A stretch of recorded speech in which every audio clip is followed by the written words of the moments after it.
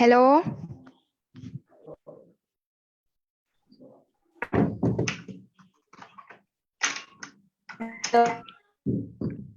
Hello. Hi. Good morning, sir.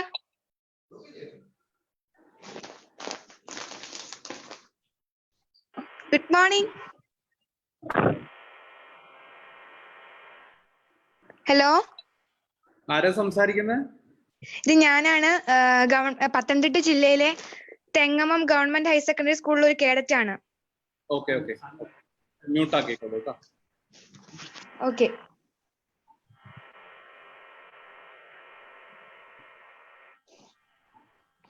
Sir, ഞാനൊരു സംശയം ചോദിച്ചോട്ടെ? ചോദിക്കാം. അപ്പം സാർ, ഈ മാനസിക രോഗത്തിനെ കുറിച്ചല്ല നമ്മളിപ്പോ ചർച്ച ചെയ്യുന്നത്. മാനസിക രോഗത്തിനെ കുറിച്ചല്ല, നമ്മുടെ പോസിറ്റീവ് മെന്റൽ ഹെൽത്തിനെ കുറിച്ചാണ്. നമുക്ക് ഇപ്പോ നമുക്ക് തുടങ്ങാം. അപ്പൊ സംശയങ്ങൾ നമ്മൾ ലാസ്റ്റിലേക്ക് നമുക്ക് അതിനുള്ള അവസരം ഉണ്ടാവും കേട്ടോ. Okay sir.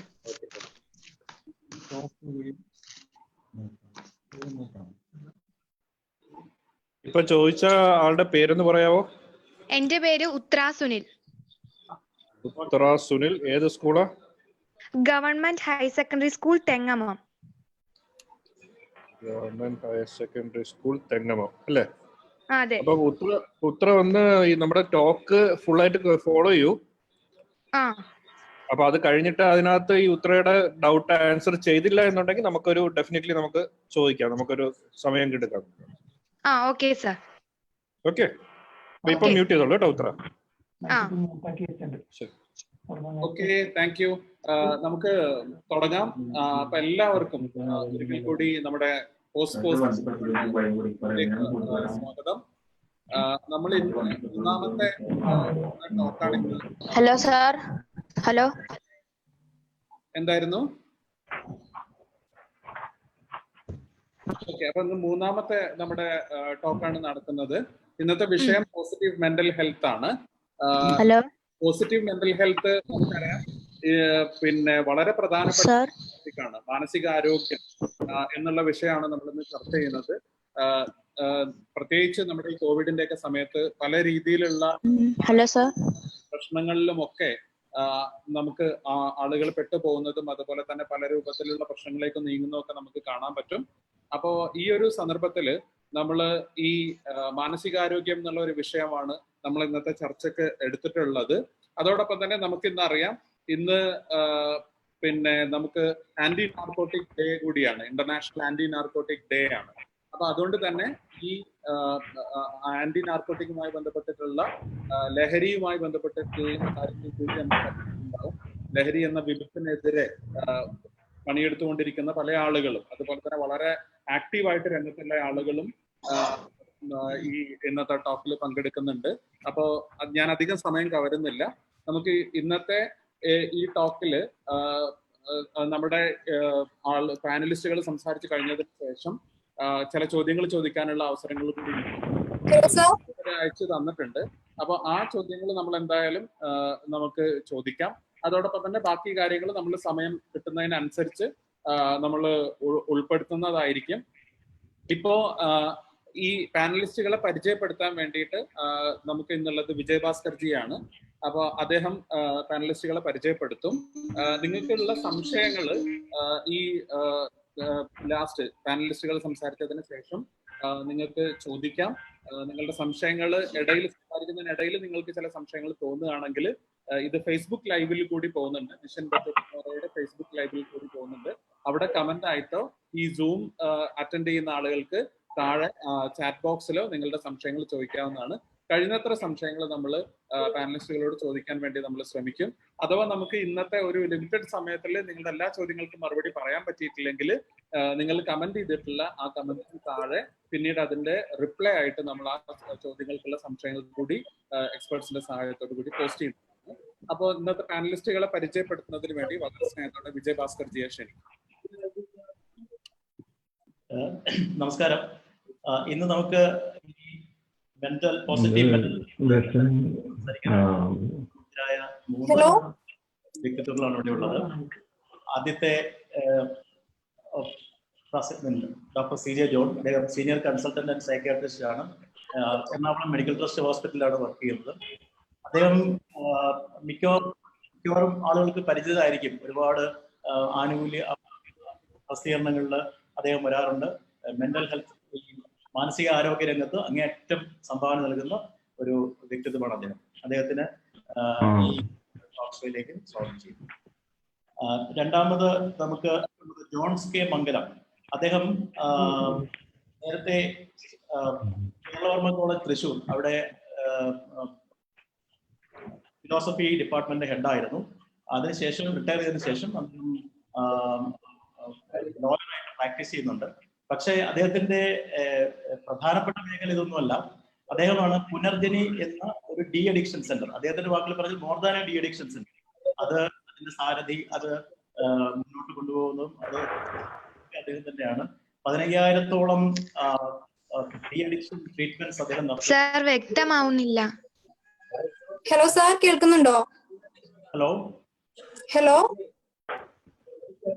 Hello Punarjani de addiction centre ഏതാണ്ട് 15,000-ഓളം ഡി അഡിക്ഷൻ ട്രീറ്റ്മെന്റ്സ് അദ്ദേഹം നടത്തി. വളരെയധികം മാനസികാരോഗ്യ രംഗത്ത് ഒരുപാട് സംഭാവനകൾ നൽകിയിട്ടുള്ള അദ്ദേഹത്തിനും ഈ ടോക്സ്വേയിലേക്ക് സ്വാഗതം ചെയ്യുന്നു. മൂന്നാമത് നമുക്ക് ഉള്ളത് നമ്മുടെ വളരെ പ്രിയപ്പെട്ട നൂർ.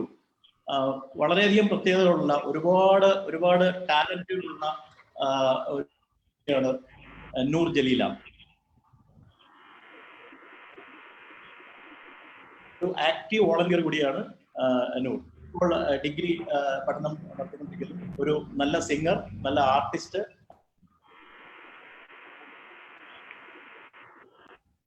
ഇത്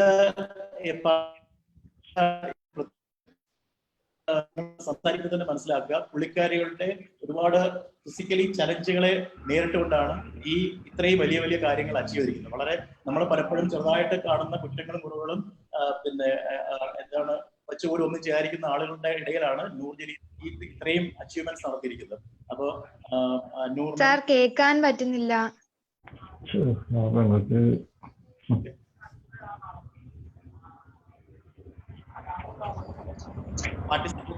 എല്ലാവർക്കും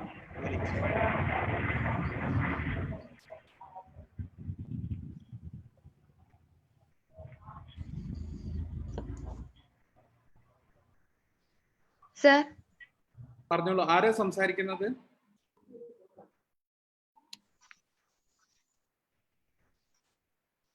ഓക്കെ, വിജയഭാസ്കർ ജി, നമുക്ക് ഫസ്റ്റ് സ്പീക്കറിലേക്ക് പോവാലോ അല്ലെ? ഹലോ.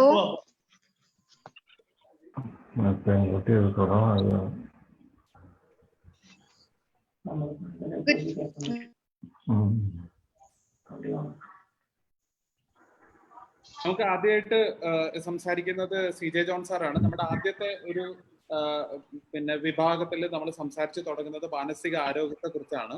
അപ്പോ സർ, ഈ മാനസിക സ്വസ്ഥത എന്ന് പറയുന്ന എല്ലാവരും പറയുന്ന ഒരു കാര്യമാണല്ലോ സർ, സ്വസ്ഥത എന്ന്. ഒരു സ്വസ്ഥത ഇല്ല, അല്ലെങ്കിൽ മാനസിക സ്വസ്ഥത, ഇത് നമ്മൾ പൊതുവെ പറഞ്ഞു കേൾക്കുന്ന ഒരു കാര്യമാണ്. സർ, ഈ മാനസിക സ്വസ്ഥത എന്നുകൊണ്ട് എന്താണ് യഥാർത്ഥത്തിൽ അർത്ഥമാക്കുന്നതെന്ന് സാറിന് വിശദീകരിക്കാവോ സർ? CJ John. എന്തായാലും അത് അസ്വസ്ഥതയില്ലായ്മയല്ല മനസ്സിന്റെ കാര്യത്തിൽ സ്വസ്ഥത. ഇതിന് വളരെ ലളിതമായിട്ട് പറയാവുന്ന ഒരു ഉദാഹരണം, കുട്ടികൾക്ക് വേണ്ടി പറഞ്ഞു കൊടുക്കാവുന്ന ഒരു ഉദാഹരണം, നമ്മളൊരു കേൾക്കുന്നുണ്ടോ? നമ്മളൊരു കപ്പലിൽ കൂടി യാത്ര ചെയ്യുമ്പം കപ്പലിന് ഒരിക്കലും കടലിൽ എല്ലാ കാലത്തും സ്വസ്ഥത ഉണ്ടാവില്ല. അസ്വസ്ഥതമായിട്ടുള്ള കടലായിരിക്കാം. ഈ അസ്വസ്ഥമായിട്ടുള്ള കടലിലും ഒരു കപ്പല് സ്വസ്ഥമായി സഞ്ചരിക്കുന്നത് എങ്ങനെയെന്ന് നമ്മൾ ആലോചിക്കണം. അതിൽ നങ്കൂരമുണ്ട്. അതുപോലൊരു നങ്കൂരം മനസ്സിലില്ലെങ്കിൽ തീർച്ചയായിട്ടും മനസ്സിന്റെ സ്വസ്ഥത കൈമോശം വന്നു പോകും. അങ്ങനെ മനസ്സിനൊരു നങ്കൂരം വരണമെങ്കിൽ നമ്മുടെ വ്യക്തിത്വത്തിൽ ചില സവിശേഷതകൾ വേണം. നമ്മൾ നമ്മളെ തന്നെ അറിയണം. നമ്മളില് ശക്തി ഉണ്ടാവും, ദൗർബല്യങ്ങൾ ഉണ്ടാവും. ഇത് രണ്ടും തിരിച്ചറിയണം. ശക്തി മാത്രം തിരിച്ചറിഞ്ഞ അമ്പട ഞാനേ എന്ന് പറഞ്ഞ് നടന്നു കഴിഞ്ഞാൽ പല ഘട്ടങ്ങളിലും നമ്മള് അസ്വസ്ഥരാകുന്ന രീതിയിലുള്ള സാഹചര്യം ഉണ്ടായി എന്ന് വരും. അതുപോലെ തന്നെ നമ്മൾ ദൗർബല്യത്തിൽ കൂടുതൽ കേന്ദ്രീകരിച്ചാൽ തീർച്ചയായിട്ടും നമ്മൾക്ക് അപകർഷതാബോധം ഉണ്ടാവും. അതോടെ നമ്മുടെ സ്വസ്ഥത നഷ്ടപ്പെടും. അപ്പൊ നമ്മളെ തന്നെ തിരിച്ചറിയുക എന്നുള്ളത് വളരെ പ്രധാനപ്പെട്ടിട്ടുള്ള കാര്യമാണ്. അതുപോലെ തന്നെ ബന്ധങ്ങൾ ഉണ്ടാക്കാൻ പറ്റണം. നമുക്ക് സ്വാർത്ഥതയില്ലാതെ എല്ലാ വ്യക്തികളുമായിട്ട് നന്നായി ഇടപഴകാൻ പറ്റണം. ചീത്ത കൂട്ടുകെട്ടുകളെ അകത്തിങ്ങ് നിർത്താൻ പറ്റണം. നല്ല കൂട്ടുകാരെ തെരഞ്ഞെടുക്കണം. പരസ്പരം ഊർജം പകരുന്ന രീതിയിലുള്ള ചങ്ങാത്തം വേണം. അതിൽ നിന്നും സ്വസ്ഥതയുണ്ടാവണം. സ്വസ്ഥത എന്ന് പറയുമ്പോൾ നമ്മുടെ മാത്രം സ്വസ്ഥത ആലോചിച്ചാൽ പോരാ. നമ്മൾ ഇടപെടുന്ന ആളുകൾക്കും നമ്മൾ സ്വസ്ഥത ഉണ്ടാക്കണം. ഇപ്പൊ ഈ ആന്റി സോഷ്യൽ പേഴ്സണാലിറ്റി എന്നൊക്കെ കേട്ടിട്ടുണ്ടാവും. അവരോരോരോ കാര്യങ്ങൾ ചെയ്യുമ്പം വളരെ സന്തോഷിക്കുകയും സ്വസ്ഥമായിട്ട് അത് ചെയ്യുകയും ചെയ്യുന്നവരാണ്. പക്ഷെ മറ്റുള്ളവർക്ക് അസ്വസ്ഥത ഉണ്ടാക്കുന്നവരാണ് അവർ. അപ്പൊ മറ്റുള്ളവർക്ക് സ്വസ്ഥത ഉണ്ടാക്കി കൊടുക്കുക എന്ന് പറയുന്നതും സ്വസ്ഥതയുടെ ഒരു ലക്ഷണമാണ്. നേരത്തെ സൂചിപ്പിച്ചതുപോലെ പ്രതിസന്ധികൾ വരുമ്പോൾ നേരിടാനുള്ള കരുത്തുണ്ടാവുക എന്നുള്ളത്. എന്ത് പ്രതിസന്ധി ഉണ്ടെങ്കിലും അതിനെ മറികടന്ന് ജീവിതം തിരിച്ചു പഠിക്കാനുള്ള ഒരു കെൽപ്പ്, നങ്കൂരം, കപ്പലിന്റെ നങ്കൂരം, അതും സ്വസ്ഥതയിലേക്ക് നയിക്കുന്ന ഒരു ഘടകമാണ്. ഈ കോവിഡ് കാലത്ത് അത് വളരെ പ്രധാനമാണ്. നമ്മുടെ പലരുടെയും സ്വസ്ഥത സാമ്പത്തികമായിട്ടോ അല്ലെങ്കിൽ തൊഴിൽ നഷ്ടം മൂലമോ മറ്റു പ്രശ്നങ്ങൾ മൂലമോ ഒക്കെ വെല്ലുവിളിക്കപ്പെടുന്ന ഒരു കാലഘട്ടത്തിലാണ്. അപ്പൊ പലരും കേൾക്കുന്നില്ലേ മോളെ? ഉണ്ട്. ഞാൻ ക്വസ്റ്റ്യൻ ചോദിച്ചോട്ടെ മോളെ? മുഴുവൻ പറഞ്ഞിട്ട് മോള് ചോദിച്ചാൽ നന്നായിരിക്കും. കാരണം കേട്ടിട്ട് ചോദിക്കുന്നതാണ് അതിന്റെ ഒരു ഭംഗി. അതും സ്വസ്ഥതയുടെ ഒരു മാർഗമാണ്. അശ്വതി മൈക്ക് ഒന്ന് മ്യൂട്ട് ചെയ്യണേ. അശ്വതി മൈക്ക് ഒന്ന് മ്യൂട്ട് ചെയ്യാവോ? ഞാൻ തുടരട്ടെ മോളെ? തുടർന്നോ സാർ. ശരി. അപ്പൊ നമ്മള് മറ്റുള്ളവർക്ക് സ്വസ്ഥത ഉണ്ടാക്കി കൊടുക്കുന്ന രീതിയിലുള്ളൊരു മനസ്ഥിതി കൂടെ വേണ്ടി വരും. പ്രതിസന്ധിയെ നേരിടുമ്പോൾ അതിനെ നേരിടാനുള്ള ഒരു കെൽപ്പുണ്ടാവണം. ഇതെല്ലാം വളരെ പ്രധാനമാണ്. ഞാൻ പറഞ്ഞു വന്നത് കോവിഡ് കാലം ഒരുപാട് അസ്വസ്ഥതകൾ സൃഷ്ടിക്കുന്ന കാലമാണ്. പക്ഷെ അസ്വസ്ഥത ഉണ്ട് എന്ന് വെച്ചുകൊണ്ട് തകർന്നു പോകുന്ന ഒരു മനസ്ഥിതി ആയിക്കഴിഞ്ഞാൽ നമ്മുടെ സ്വസ്ഥത നേരിടാനുള്ള കെൽപ്പ് പോകും. അപ്പൊ ചങ്കൂറ്റത്തോടെ കരളുറപ്പോടെ നമ്മുടെ പ്രതിസന്ധികളെ നേരിടാനുള്ള ഒരു കെൽപ്പ് കൂടി ഉണ്ടാവുക എന്ന് പറയുന്നത് സ്വസ്ഥതയുടെ ഒരു ലക്ഷണമാണ്. അപ്പൊ സ്വസ്ഥത എന്ന് പറയുന്നത് സന്തോഷം തേടലല്ല. ഒരുപക്ഷെ പ്രതിസന്ധികളെ നേരിട്ട് നമുക്ക് സ്വച്ഛമായി കടൽക്ഷോഭങ്ങൾ ഉണ്ടാവുമ്പോഴും അകത്തുള്ള ആളുകൾക്ക് യാതൊരു ബുദ്ധിമുട്ടുമില്ലാതെ മുന്നോട്ടൊഴുകുന്ന ഒരു കപ്പലിനെ പോലെ നമ്മുടെ ജീവിതത്തിനെ നിലനിർത്താനുള്ള ഒരു മികവിലാണ് ഒരുപക്ഷെ സ്വസ്ഥതയുടെ താക്കോലിരിക്കുന്നത്. അതിന്റെ അടിസ്ഥാനത്തിൽ സന്തോഷമൊക്കെ ഉത്പാദിക്കപ്പെട്ടോളും, അത് അതിന്റെ വഴിക്ക് നടന്നോളും. പക്ഷെ സങ്കടപ്പെട്ട് തകരാതിരിക്കാൻ പറ്റും എന്നുള്ളതാണ്. Thank you sir. നമ്മുടെ ഈ പോസ് എന്നുള്ള ഒരു പോസ് തന്നെ സൂചിപ്പിക്കുന്നത് പോസിറ്റിവിറ്റിയും അതുപോലെ തന്നെ പോസിബിലിറ്റീസുമാണ്. പോസിറ്റീവായിട്ടുള്ള ഒരു മൈൻഡ് സെറ്റും അതുപോലെ തന്നെ സാധ്യതകൾ അന്വേഷിക്കാനുമുള്ള ഒരു വേദി എന്നുള്ള നിലയ്ക്ക് പോസ് എന്നുള്ള ഒരു സീരീസ് നമ്മൾ തുടങ്ങിയത്. ഇതിന്റെ ഉപജ്ഞാതാവ് എന്ന് പറയുന്നത് ഈ സ്റ്റുഡന്റ് പോലീസ് കാഡറ്റിന്റെയും ORC-യുടെയും മറ്റെല്ലാ അത്തരത്തിലുള്ള പ്രവർത്തനങ്ങൾക്കും നേതൃത്വം കൊടുത്തുകൊണ്ടിരിക്കുന്ന വിജയൻ സാറാണ്. അപ്പോൾ സാറ് നമ്മളോടൊപ്പം ജോയിൻ ചെയ്തിട്ടുണ്ട്. അപ്പൊ ഈ മാനസികാരോഗ്യത്തെ കുറിച്ച് രണ്ടു വാക്ക് സംസാരിക്കാൻ വേണ്ടി സാറിനെ വളരെ സ്നേഹത്തോടെ ക്ഷണിക്കാം. Good evening to all of you, Dr. C.H. John, Dr. Johns, and പ്രിയപ്പെട്ട നൂർ ജലീൽ. ഇന്ന് പകൽ മുഴുവൻ കഴിഞ്ഞ കുറച്ച് ദിവസങ്ങളായിട്ട് ഈ ഇന്റർനാഷണൽ ആന്റി നാർക്കോട്ടിക് ഡേ ഏത് രീതിയിലായിരിക്കണം നമ്മൾ ആചരിക്കപ്പെടേണ്ടത് എന്നുള്ള ഒരു വലിയ ചർച്ച നടത്തുകയായിരുന്നു. ഒരു പക്ഷേ എല്ലായ്പ്പോഴും പറയുന്ന ഒരേ കാര്യം തന്നെയാണ് നമ്മൾ ഈ വർഷവും ചെയ്യാൻ ആഗ്രഹിക്കുന്നത്. Yes to life, no to drugs എന്നുള്ളത് എഫക്റ്റീവായിട്ട് ഈ വർഷം ഇംപ്ലിമെന്റ് ചെയ്യാം. ഇവിടെ ഈ വർഷം ഇന്റർനാഷണൽ ഈ പ്രോഗ്രാം അല്ലെങ്കിൽ ആന്റി നാർക്കോട്ടിക് ഡേ ആചരിക്കുന്നു. അത് യുണൈറ്റഡ് നേഷൻസ് തന്നെ ODC നൽകിയിരിക്കുന്ന better knowledge four better care എന്നുള്ളത്. Better knowledge about everything, better knowledge about drug enforcement, better knowledge about അതിന്റെ റൂട്ട് കോസ്, അതുപോലെ തന്നെ better understanding various agencies, nations and society, ഇതെല്ലാം അതിനകത്ത് ഉദ്ദേശിക്കുന്നത്. അതോടൊപ്പം തന്നെ നമ്മൾ മനസ്സിലാക്കേണ്ടത് ഡ്രഗ് ഉണ്ടാക്കുന്നത് എങ്ങനെയാണ്, അല്ലെങ്കിൽ ഡ്രഗിന്റെ ഇമ്പാക്ട് എങ്ങനെയാണ് നമ്മളെ മെന്റൽ ഹെൽത്തിനെ ബാധിക്കുന്നത് എന്നുള്ളത് കൂടി അതിൻ്റെ അകത്ത് പ്രധാനപ്പെട്ട. പിന്നെ ഇതിന്റെ മിഷൻ ബെറ്റർ ടുമാറോയുടെ സംഘാടകർ ഇങ്ങനെ ഒരു ടോപ്പിക് സെലക്ട് ചെയ്തിരിക്കുന്നത് തന്നെ ഒരു പക്ഷേ നേരിട്ട് കാര്യങ്ങൾ മറ്റ് അതൊരു എല്ലാ പ്രോബ്ലത്തിന്റെയും അടിസ്ഥാനം എന്ന് പറഞ്ഞത് നമുക്കൊരു പോസിറ്റീവ് ആയിരിക്കുന്ന മെന്റൽ ഹെൽത്ത് സാഹചര്യം പോസിറ്റീവ് ആയിരിക്കുന്ന മെന്റൽ ഹെൽത്ത് ക്രിയേറ്റ് ചെയ്യുക എന്നുള്ളതാണ്. ഇവിടെ ഞാൻ ഈ സാഹചര്യത്തിൽ ഈ ഡ്രഗ് അബ്യൂസിനെതിരെയുള്ള വാരാചരണം നടക്കുന്ന ഘട്ടത്തിൽ ഇതിൻ്റെ അകത്തിരിക്കുന്ന എക്സ്പെർട്ടുകൾ, പ്രത്യേകിച്ചും ഡോക്ടർ ജോണും അതേപോലെ തന്നെ ഡോക്ടർ ജോൺസ് ഒക്കെ ഇതിനെക്കുറിച്ച് കൂടുതൽ പറയുമെങ്കിലും ഒന്ന് രണ്ട് കാര്യങ്ങൾ പലപ്പോഴും ഡ്രഗ് അബ്യൂസ് അല്ലെങ്കിൽ മയക്കുമരുന്നിന്റെ ഉപയോഗം രണ്ട് രീതിയിലുള്ള മെന്റൽ ഹെൽത്തിനെ ബാധിക്കാറുണ്ട്. ഒന്ന്, മെന്റൽ ഹെൽത്ത് വീക്ക് ആകുന്ന സമയത്ത് മാനസികമായിരിക്കുന്ന ആരോഗ്യ ശക്തി ഇല്ലാത്തവരാണ് മറ്റ് ആസക്തിയെ കുറിച്ചിട്ട് അന്വേഷിച്ചു പോകാറുള്ളത് എന്ന് നമുക്ക് പലപ്പോഴും തോന്നാറുണ്ട്. പലപ്പോഴും തന്നെ ഏത് സമൂഹത്തെ കുറിച്ച് പല ഇന്റർനാഷണൽ സൈക്കാട്രി ജേർണലിസ്റ്റുകളിലൊക്കെ പരാമർശിക്കുന്നത് മാനസിക ശക്തി കുറയുന്ന ഒരു സമൂഹമോ വ്യക്തിയോ ആണ് മറ്റു തരത്തിലുള്ള ലഹരിയെ അന്വേഷിച്ചു പോകുന്നത്. രണ്ടാമത്തെ ഒരു കാര്യം, ലഹരിയെ അന്വേഷിച്ചു പോയിരിക്കുന്ന ആളുകൾ അവസാനം അവരുടെ ആ ലഹരിയുടെ ആസക്തിയിൽപ്പെട്ട് അതിൽ അഡിക്ഷൻ എന്ന് പറഞ്ഞത് തന്നെ ഒരു രോഗമാണ്. രോഗത്തിലേക്ക് കയറി ആ അഡിക്ഷന്റെ ഒരു പ്രത്യേകത പലപ്പോഴും തന്നെ നമ്മൾ കാണുന്നത് എന്തോ സ്വർഗത്തിലേക്ക് പോകുന്നു എന്നൊക്കെ ആണെങ്കിൽ അവസാനം അത് എത്തിച്ചേരുന്നത് നരകത്തിലേക്കാണ് എന്നുള്ള പരമമായ വസ്തുതയാണ്. അങ്ങനെ ഈ ഇത്തരത്തിലുള്ള ദുരുപയോഗം മാനസികമായിരിക്കുന്ന ശക്തിയെ കുറയ്ക്കുന്നു. അത് പിന്നീട് ഡിപ്രഷനിലേക്കും വിനാശത്തിലേക്കും നയിക്കുന്നു എന്നുള്ളത്. ഈ നാസി ക്യാമ്പില്, നമ്മളെ ജർമ്മനിയുടെ നാസി ക്യാമ്പില് ഡീറ്റെയിൻ ചെയ്യപ്പെട്ടിരിക്കുന്നു വിക്ടർ ഫ്രാങ്ക്ലിന്റെ, അദ്ദേഹം അവിടുത്തെ ആളുകളെ അസസ് ചെയ്തിട്ട് പറഞ്ഞതായിട്ട് പറയുന്നുണ്ട്. എവിടെയൊക്കെയാണോ ജീവിതത്തിന് അർത്ഥം നഷ്ടപ്പെടുന്നത്, ജീവിതത്തിന് അർത്ഥം നഷ്ടപ്പെടുമ്പോഴാണ് നമ്മൾക്ക് പലതരത്തിലുള്ള മാനസികമായിരിക്കുന്ന ശക്തിയും കുറയുന്നത്. പലപ്പോഴും ആധുനിക സമൂഹത്തിൽ അത് ഒരുപക്ഷെ നമ്മള് മെന്റൽ ഡിപ്രഷൻ എന്നൊക്കെ പറയുന്ന ഘട്ടത്തിലേക്ക് എത്തുന്നത് ഈ പറയുന്ന ഒരു ജീവിതത്തിനോടുള്ള അർത്ഥം നമുക്ക് നഷ്ടപ്പെടുന്ന സമയമാണ്.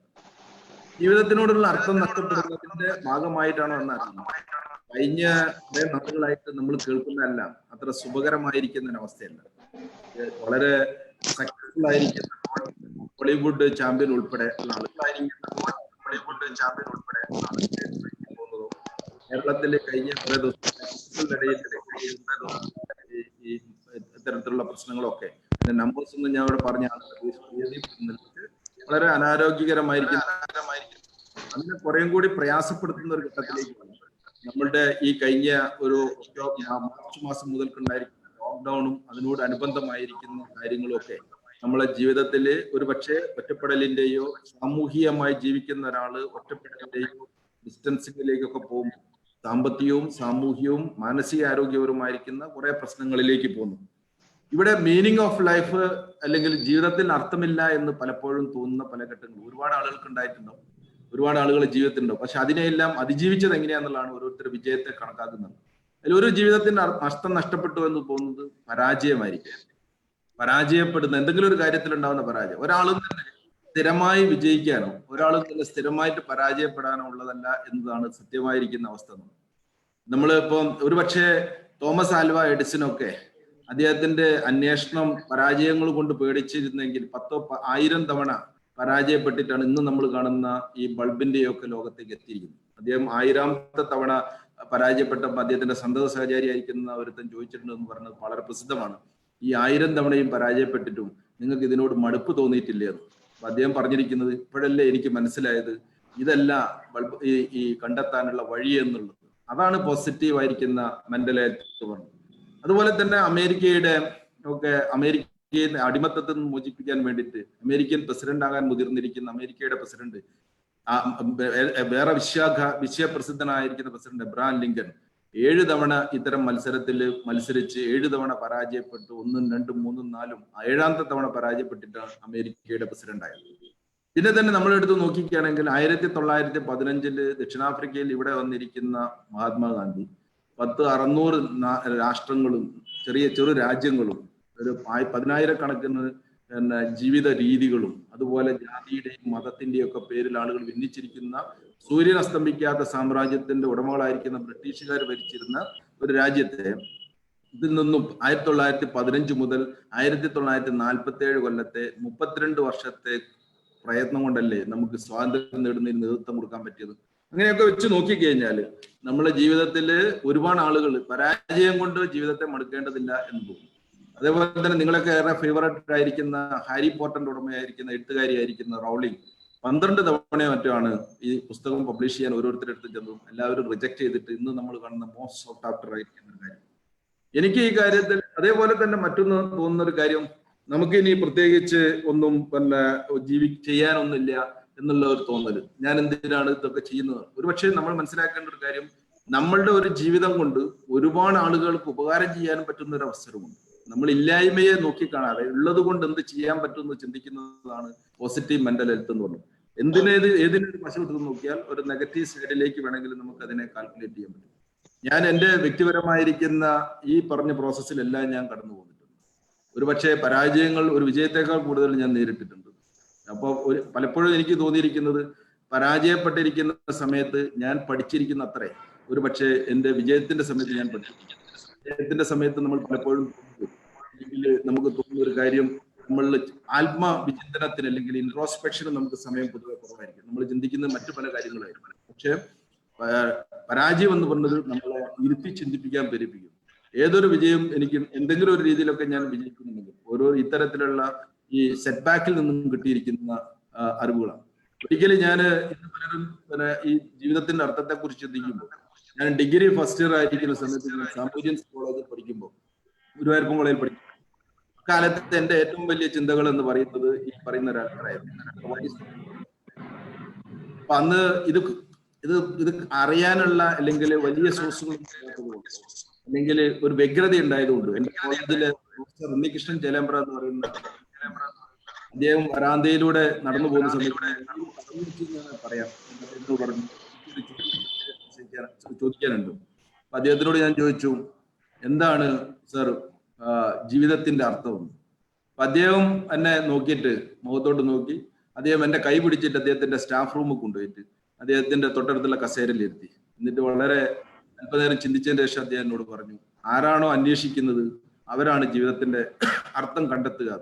എനിക്ക് തോന്നുന്നു അന്ന് മുതൽ ആ ഒരു അന്വേഷണം എന്നെ സംബന്ധിച്ചിടത്തോളം എനിക്ക് ലൈഫ് കൂടുതൽ മീനിങ് ഫുൾ ആയിരിക്കുന്ന അവസ്ഥയിലേക്ക് തോന്നുകയാണ് ചെയ്തത്. അതുകൊണ്ട് തന്നെ കൂടുതൽ മീനിങ് ഇതിൻ്റെ അകത്ത് കണ്ടെത്തും തോറും കൂടുതൽ സന്തോഷവും കൂടുതൽ ആനന്ദവും ഞാൻ ആന്തരികമായി അനുഭവിക്കുന്നു സ്വയം സർട്ടിഫൈ ചെയ്യാവുന്ന ഒരു കാര്യമാണ്. അപ്പൊ ശരിക്കും പറഞ്ഞാൽ ജീവിതം എന്ന് പറയുന്നത് തന്നെ ജീവിതത്തിന്റെ ഒരു അർത്ഥം തേടൽ തന്നെയായിരിക്കണം ജീവിതം എന്ന് പറയുന്നത്.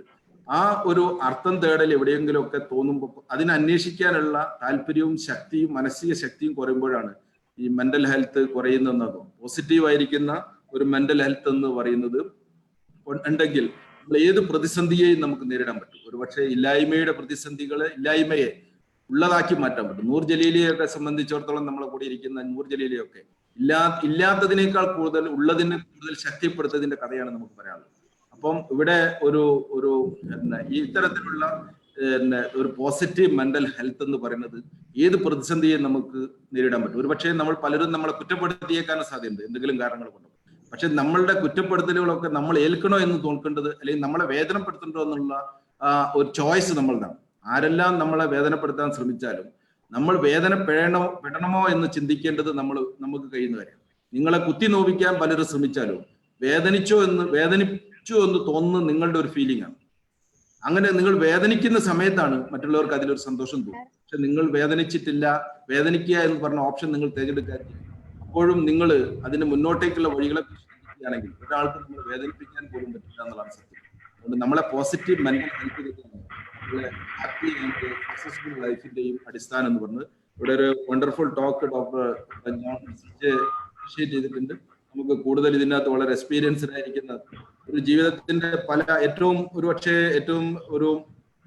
ഒരു താഴെഘട്ടത്തിലേക്ക് പോയിരിക്കുന്ന പിന്നീട് പ്രൊഫസർ ജോൺസ് അത് തിരിച്ചു പിടിച്ച് അത് സമൂഹത്തിലെ മറ്റുള്ളവർക്ക് ഉപകാരപ്രദമാക്കുന്ന രീതിയിൽ പുനർജനനി എന്നൊക്കെ പറയുന്ന ഒരു പ്രസ്ഥാനം തുടങ്ങി ജീവിതത്തിന്റെ മാതൃകകൾ കാണിച്ചിരിക്കുന്ന എങ്ങനെ ആകരുതെന്നും അത് കഴിഞ്ഞിട്ട് എങ്ങനെ നമുക്ക് നമ്മളെ ജീവിതം തിരിച്ചു പിടിച്ച് മറ്റുള്ളവർക്ക് ഉപകാരപ്രദമാക്കാമെന്നൊക്കെ പറയുന്ന വ്യക്തികൾ ഇവിടെ ഇരിക്കുന്നുണ്ട്.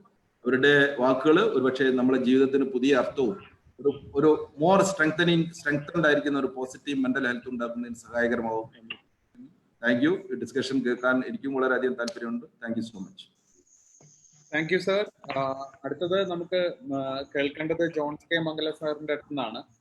സാറിന് ഇവിടെ വളരെ വിശദമായിട്ട് നമ്മുടെ വിജയഭാസ്കർജി പരിചയപ്പെടുത്തണ്ടായി. സാറിന്റെ അടുത്ത് ചോദിക്കാനുള്ളത്, ജീവിതത്തെ പോസിറ്റീവ് മെന്റൽ ഹെൽത്ത് ആണല്ലോ നമ്മുടെ ഒരു വിഷയം. അപ്പൊ ജീവിതത്തെ സന്തോഷപ്രദമാക്കുന്ന കാര്യങ്ങൾ എന്തൊക്കെയാണ് സാറിന്റെ ഒരു അഭിപ്രായത്തിൽ? എനിക്ക് തോന്നുന്ന ഒന്നാമത്തെ കാര്യം, നമ്മൾ ആദ്യം ഞാൻ ഫിലോസഫി വിദ്യാർത്ഥിയായിരുന്ന വ്യക്തിയാണ്. പക്ഷെ അന്ന് പഠിക്കുന്ന കാലത്തൊന്നും അതിന്റെ അർത്ഥം മനസ്സിലായില്ലെങ്കിലും പിന്നീട് ജീവിതാനുഭവത്തിൽ അതെന്താണ് എന്ന് മനസ്സിലാക്കാൻ പറ്റി.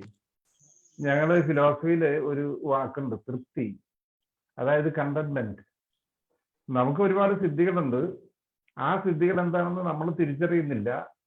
മറിച്ച് നമ്മുടെ ഡ്രോബാക്സ് അതെന്താണ് എന്ന് നമ്മൾ വേവലാതിപ്പെടുകയും ചെയ്യുന്ന ഒരു സാഹചര്യത്തിലാണ് പല ആൾക്കാരും ഇതിന് പരിഹാരം എന്നുള്ള നിലയ്ക്ക് ഈ ഡ്രഗ്സിലേക്കും ആൽക്കഹോളിലേക്കും തിരിയുന്നത് എന്നാണ് എൻ്റെ അഭിപ്രായം. അപ്പൊ നമ്മൾ ആദ്യം അത് നമ്മുടെ കപ്പാസിറ്റീസ് എന്തൊക്കെയാണ്, എനിക്ക് എന്തൊക്കെ ചെയ്യാൻ പറ്റും, അതിനെക്കുറിച്ചുള്ള നല്ലൊരു തിരിച്ചറിവ്, അത് ഒരു സെൽഫ് അവയർനെസ് ആണ്, സെൽഫ് റിയലൈസേഷൻ ആണ്. ആ റിയലൈസേഷൻ ഉണ്ടാകുന്ന ഒരു കക്ഷിക്ക് പിന്നെ അങ്ങോട്ട് ജീവിതം ഹാപ്പി ആയിട്ട് ജീവിക്കാൻ പറ്റും എന്നുള്ള ഒരു സംശയമില്ല. അപ്പൊ ഞാൻ എൻ്റെ പേഴ്സണൽ ആയിട്ടുള്ള എക്സ്പീരിയൻസ് പറയുകയാണെങ്കിൽ, ഞാനൊരു നാട്ടുപുറത്തുകാരനാണ്, ഒരു കുഗ്രാമത്തിൽ ജനിച്ചു വളർന്ന ആളാണ്. ഞാൻ പഠിക്കുന്ന കാര്യത്തിലൊന്നും വലിയ മിടുക്കനൊന്നും ആയിരുന്നില്ല. 2 തവണ പ്രീ ഡിഗ്രി, അന്നത്തെ കാലത്ത് പ്രീ ഡിഗ്രി പരീക്ഷ എഴുതുകയും 2 പ്രാവശ്യം തോൽക്കുകയും ചെയ്തപ്പോൾ എൻ്റെ അപ്പൻ എനിക്കൊരു റൈസ് മില്ല് തന്നു. ഈ റൈസ് മില്ലിൽ നേരം വെളുത്ത് വൈകുന്നേരം വരെ നെല്ല് കുത്തുന്ന പണിയിൽ ഏർപ്പെട്ടിരുന്ന എനിക്കൊരു ദിവസം പെട്ടെന്ന് എൻ്റെ ഒരു സുഹൃത്തും ബന്ധുവായിട്ടുള്ള ഒരു കക്ഷി പറഞ്ഞു, എടാ നീ എന്നും ഇവിടെ ഇങ്ങനെ കിടന്നാൽ മതിയോ? ആ ചോദ്യം എന്നെ വലിയൊരു തിരിച്ചറിവിലേക്കാണ് കൊണ്ടുപോയത്. അപ്പൊ ഈ ലോകത്തിന്റെ വലിപ്പം എന്താണ് എന്നൊക്കെ എനിക്ക് മനസ്സിലാക്കാൻ പറ്റിയപ്പോ 3ാമത്തെ തവണ ഞാനൊരു വാശിയിൽ ഈ പ്രീ ഡിഗ്രി പാസ്സായി. അന്നത്തെ കാലത്ത് ചെത്ത് പാസ് കിട്ടിയ ഞാൻ കേരളവർമ്മ കോളേജിലാണ് BA ഫിലോസഫിക്ക് ചേർന്നത്. പക്ഷെ ആ ഇച്ഛാശക്തി എന്നെ MAക്കും BAക്കും ഫസ്റ്റ് റാങ്ക് വാങ്ങിക്കുന്ന ഒരാളാക്കി മാറ്റി.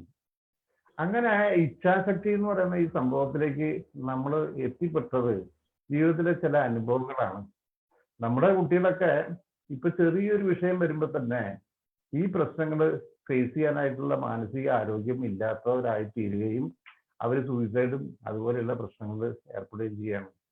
പക്ഷെ അതിന് പകരം നമ്മുടെ മനസ്സിന്റെ സന്തോഷം മറ്റു പല മേഖലകളിലും നമുക്ക് കിട്ടാൻ പറ്റുമെന്നുള്ള കാര്യം അവരെ ബോധ്യപ്പെടുത്തുകയാണെങ്കിൽ അത് വണ്ടർഫുൾ ആയിട്ടുള്ള വ്യത്യാസം അവരുടെ ജീവിതത്തിൽ ഉണ്ടാക്കും.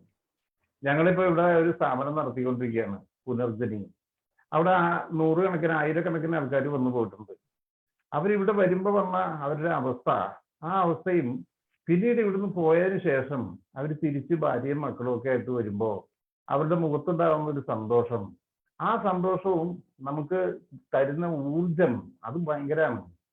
ആ ഊർജം കിട്ടുന്ന രീതിയിലുള്ള പ്രവർത്തനങ്ങളിൽ ഏർപ്പെടുന്നതിന് പകരം നമ്മളിപ്പോ നമ്മുടെ മക്കളെ എഞ്ചിനീയറും ഡോക്ടറും പിന്നെ ഗൾഫിലും പിന്നെ നെതർലാൻഡിലോ അമേരിക്കയിലോ UK ഒക്കെ വിടണം, ആ രീതിയിലേക്ക് അവരെ ട്രെയിൻ ചെയ്തുകൊണ്ടിരുന്ന മാതാപിതാക്കള് അവരാണ് മനസ്സിലാക്കേണ്ട കാര്യം ഇതൊന്നുമല്ല വേണ്ടത്. ആ കുട്ടിയുടെ മനസ്സിന് സന്തോഷം ഉണ്ടാക്കുന്ന ഒരുപാട് കാര്യങ്ങൾ നമ്മുടെ നാട്ടിൽ തന്നെ ലഭ്യമാണ്. അതിലേക്ക് അവരെ നയിക്കുകയും അതിനവരെ മാനസികമായിട്ട് ബലപ്പെടുത്തുകയും ചെയ്യുന്നതിനുള്ള ശ്രമങ്ങൾ വീട്ടില് പാരന്റ്സിന്റെ ഭാഗത്തുനിന്ന് പ്രധാനമായിട്ടും ഉണ്ടാകുന്ന പക്ഷം നമുക്ക് ഈ പ്രശ്നങ്ങൾ കുറച്ചുകൂടെയൊക്കെ ലളിതമായിട്ട് അവസാനിപ്പിക്കാൻ പറ്റും. തന്നെയല്ല ഈ പറഞ്ഞ മാനസിക സ്വാസ്ഥ്യം അനുഭവിക്കാനും നമുക്ക് കഴിയുമെന്നാണ് എൻ്റെ അനുഭവത്തിൽ നിന്ന് എനിക്ക് പറയാൻ പറ്റുക. Okay, thank you sir. തിരിച്ചു വരാം സാറിന്റെ അടുത്തേക്ക്. ഒരുപാട് കാര്യങ്ങൾ ഇനിയും നമുക്ക് ഡിസ്കസ് ചെയ്യാനുണ്ട്. നൂർ ജലീല ജോയിൻ ചെയ്തിട്ടുണ്ടെന്ന് വിചാരിക്കുന്നു. നൂർ, മൈക്ക് മ്യൂട്ട് ആണെങ്കിൽ ഒന്ന് അൺമ്യൂട്ട് ചെയ്യണം. Okay, welcome once again. Noor എൻ്റെ ഒരു അടുത്ത സുഹൃത്തും കൂടിയാണ്. നൂർ ജലീല ഒരുപാട് പ്രതിസന്ധികളെ ഇതുപോലെ ചെറുത്ത് തോൽപ്പിച്ച് വളരെ പോസിറ്റീവായിട്ടുള്ള ഒരു മൈൻഡ് സെറ്റോട് കൂടി കാണുന്ന ആളാണ്. അപ്പോ നൂറിന്റെ അടുത്ത് ആദ്യമായിട്ട് ചോദിക്കാനുള്ളത്, ഈ ജീവിതത്തിൽ ഇത്രയും പോസിറ്റീവ് ആയിട്ടുള്ള ആറ്റിറ്റ്യൂഡ് എങ്ങനെയാണ് നിലനിർത്തുന്നത്, എങ്ങനെയൊക്കെ നമുക്ക് ആ ഒരു പോസിറ്റീവ് ആറ്റിറ്റ്യൂഡ് ജീവിതത്തിൽ നിലനിർത്താം എന്നുള്ളതിനെ കുറിച്ച് ഒന്ന് സംസാരിക്കാം. ഹലോ എവ്രി വൺ, എൻ്റെ പേര് നൂർ ജലീല എന്നാണ്. ഞാൻ കോഴിക്കോട് ദേവഗിരി കോളേജിലെ സെക്കൻഡ് ഇയർ എക്കണോമിക്സ് സ്റ്റുഡൻ്റ് ആണ്. ഞാൻ പറയണ കേൾക്കുന്നില്ല എല്ലാവർക്കും?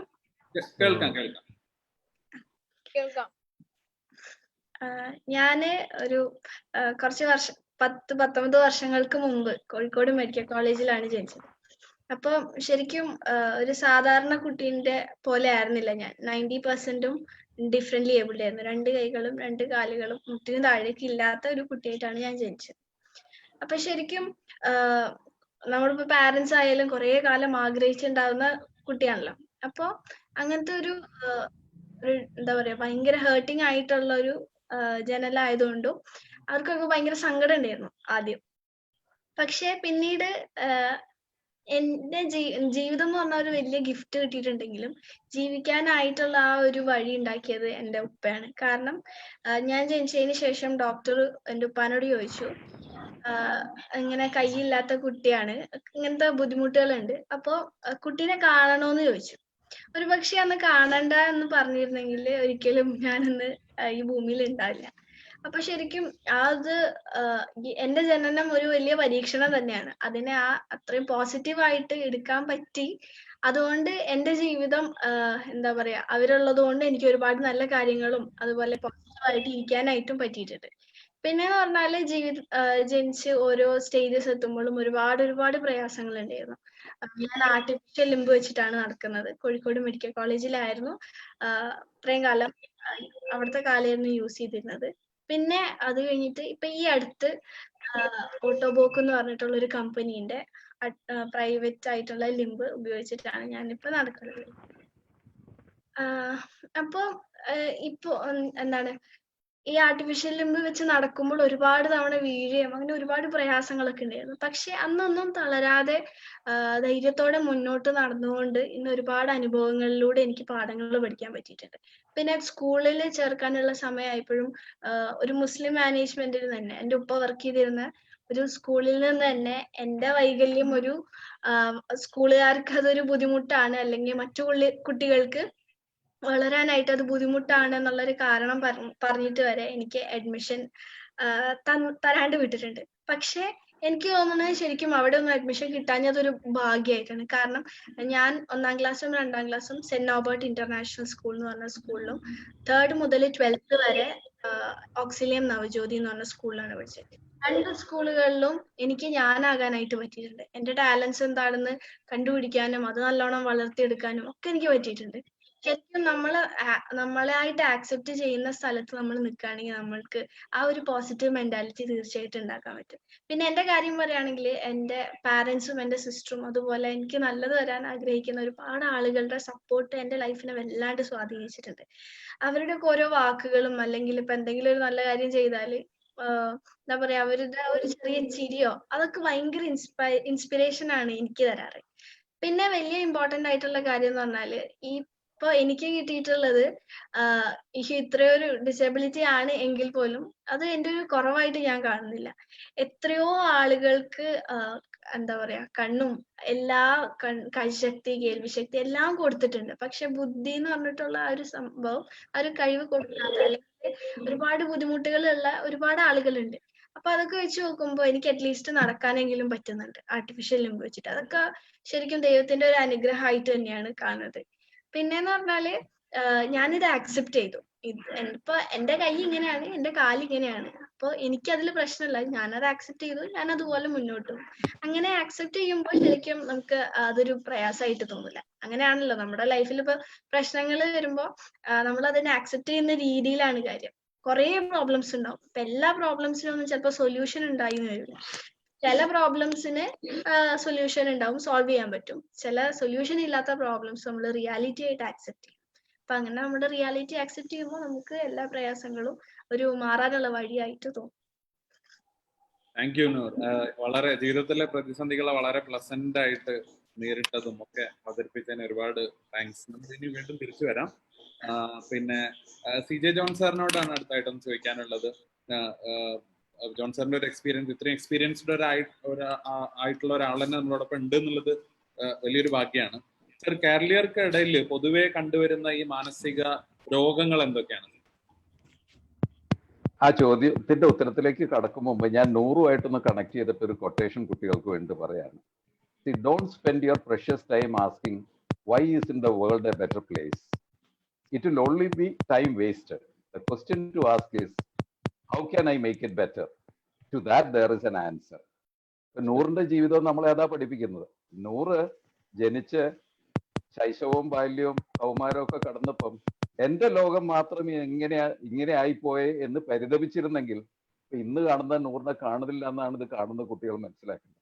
അതിന് പകരം നൂറ് ചോദിച്ച ചോദ്യം എന്റെ ജീവിതം എങ്ങനെ ബെറ്റർ ആക്കാം എന്നുള്ളതാണ് ചോദിച്ചത്. അതുകൊണ്ട് ഇന്നത്തെ നൂറ് നമ്മുടെ മുമ്പിലിരുന്ന് പ്രസാദാത്മകമായിട്ട് സംസാരിച്ച് നോക്കൂ, നിങ്ങളുടെ പ്രതിസന്ധികളുടെ നിങ്ങളുടെ ബുദ്ധിമുട്ടുകളെ തരണം ചെയ്ത് ഈ ലോകത്തിനെ ബെറ്റർ ആക്കൂ എന്ന് പറയുന്നു. ഇനി ചോദ്യത്തിന്റെ ഉത്തരത്തിലേക്ക്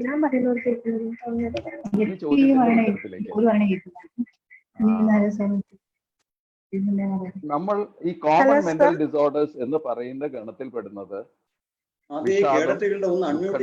തുടങ്ങിയിട്ടുള്ള ചില അവസ്ഥകളാണ്. ഉത്കണ്ഠ രോഗങ്ങൾ ഈ കോമൺ മെന്റൽ ഡിസോർഡേഴ്സിൽ വരുന്നതാണ്. അപ്പൊ കുട്ടികൾക്കൊക്കെ അറിയാം, അവർക്ക് പരീക്ഷ വരുമ്പോൾ പേടി വരുന്നു, അല്ലെങ്കിൽ പരീക്ഷയുടെ കാലഘട്ടം ആകുമ്പോഴേക്കും ഭയങ്കരമായിട്ടുള്ള ആധി വരുന്നു, പരീക്ഷ ശരിയാവുമോ എന്നുള്ള ഒരു ആധിയുമായിട്ട് നടത്തുന്നു, എന്തെങ്കിലുമൊക്കെ കുഴപ്പം പരീക്ഷയ്ക്ക് സംഭവിക്കുമോ എന്നുള്ള ചില ചിന്തകളിലൂടെ പോകുന്നു. ഇതിനാണ് ജനറലൈസ്ഡ് ആങ്സൈറ്റി ഡിസോർഡർ എന്ന് പറയുന്നത്. അതിന്റെ ഒരു വകഭേദമാണ് എക്സാം ആങ്സൈറ്റി എന്ന് പറയുന്നത്.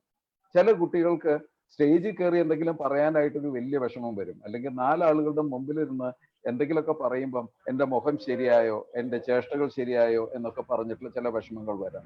ഇതിനാണ് സോഷ്യൽ ഫോബിയ എന്ന് പറയുന്നത്. സോഷ്യൽ ഫോബിയയും കേൾക്കുന്നുണ്ടല്ലോ മോളെ? സോറി സർ, കേൾക്കാം. ഞാൻ മ്യൂട്ട് ചെയ്തിട്ടുണ്ട്. ശരി. അപ്പൊ സോഷ്യൽ ഫോബിയ തുടങ്ങിയിട്ടുള്ള ഉത്കണ്ഠ രോഗങ്ങളെല്ലാം അതിൽ വരുന്നതാണ്.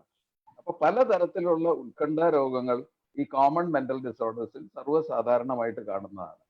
ഇപ്പൊ ഡ്രഗ് അബ്യൂസ് ഡേ ആയിട്ട് കണക്ട് ചെയ്ത് പറയുമ്പോൾ ഈ ഉത്കണ്ഠയുള്ള ആളുകൾ, ചില കൂട്ടുകാർ പറയും ഈ ഉത്കണ്ഠ ശമിക്കാൻ നല്ലതാണ്, ഈ ഒരു ലഹരി ഒന്ന് ഉപയോഗിച്ച് നോക്കുമെന്ന് പറയുമ്പോൾ തൽക്കാലത്തേക്ക് ഉത്കണ്ഠയൊക്കെ പോകും. പക്ഷെ ആ ഒരു ലഹരി ഉപയോഗത്തിലൂടെ ആ വ്യക്തി സ്ഥിരം ലഹരിക്ക് അടിമപ്പെടുന്ന അവസ്ഥയിലേക്ക് പോകും. മറ്റൊന്ന് വിഷാദത്തിന്റെ അവസ്ഥകളാണ്. ഇപ്പം നമ്മൾ ജീവിതത്തിൽ ഉണ്ടാകുന്ന ബുദ്ധിമുട്ടുകളെ നഷ്ടങ്ങളെ എല്ലാം നേരിടാനുള്ള ഒരു കെൽപ്പ് നമുക്ക് വേണമെന്ന് ഞാൻ നേരത്തെ സൂചിപ്പിച്ചു. ആ കെൽപ്പ് നമ്മുടെ ജീവിത ശൈലിയിൽ ഉണ്ടാവുന്നില്ലെങ്കിൽ, ജീവിത നിപുണതയായിട്ട് നമ്മുടെ ജീവിതത്തിൽ ലൈഫ് സ്കില്ലായിട്ട് ചേർത്തില്ലെങ്കിൽ പലപ്പോഴും പ്രതിസന്ധികൾ വരുമ്പോൾ നമ്മൾ തളർന്നു പോകും. അതുമായിട്ട് സമരസപ്പെടാതെ നമ്മൾ വിഷാദത്തിലേക്ക് പോകും. ഏറ്റവും വലിയ ഉദാഹരണം പരീക്ഷ റിസൾട്ട് വരുമ്പോൾ കുട്ടികൾ വിഷാദത്തിലേക്ക് പോകുന്നതാണ്. ഈ പല കുട്ടികളും പരീക്ഷയിൽ തോറ്റിട്ടൊന്നും ഉണ്ടാവില്ല, അവർ പ്രതീക്ഷിച്ചിട്ടുള്ള മാർക്ക് കിട്ടിയിട്ടില്ല, പക്ഷെ കൂട്ടി നോക്കുമ്പോൾ അവർക്ക് അപ്പോഴും നല്ല മാർക്ക് ഉണ്ടാവും. എന്നിരുന്നാലും അവര് വിചാരിക്കുന്നത് അതൊരു പരാജയമാണെന്ന്. ഇപ്പൊ വിജയൻ സാറ് സൂചിപ്പിച്ചു, പരാജയത്തിൽ നിന്നാണ് ഏറ്റവും കൂടുതൽ ആളുകൾ പഠിക്കുന്നത്. ആ ഒരു സ്പിരിറ്റ് ഇല്ലെങ്കിൽ വിഷാദത്തിന്റെ തോത് കൂടും, വിഷാദ അവസ്ഥകളുടെ തോത് കൂടും. അപ്പൊ നമ്മുടെ സമൂഹത്തിൽ എന്തുകൊണ്ടോ ഈ തരത്തിലുള്ള ബുദ്ധിമുട്ടുകളെ നേരാൻ വണ്ണം അത് കൈകാര്യം ചെയ്യാൻ പറ്റാത്ത ഒരു കഴിവ് കുറവ് കൂടുതലായി കാണുന്നതുകൊണ്ട് വിഷാദ രോഗത്തിന്റെ തോതും കൂടാറുണ്ട്.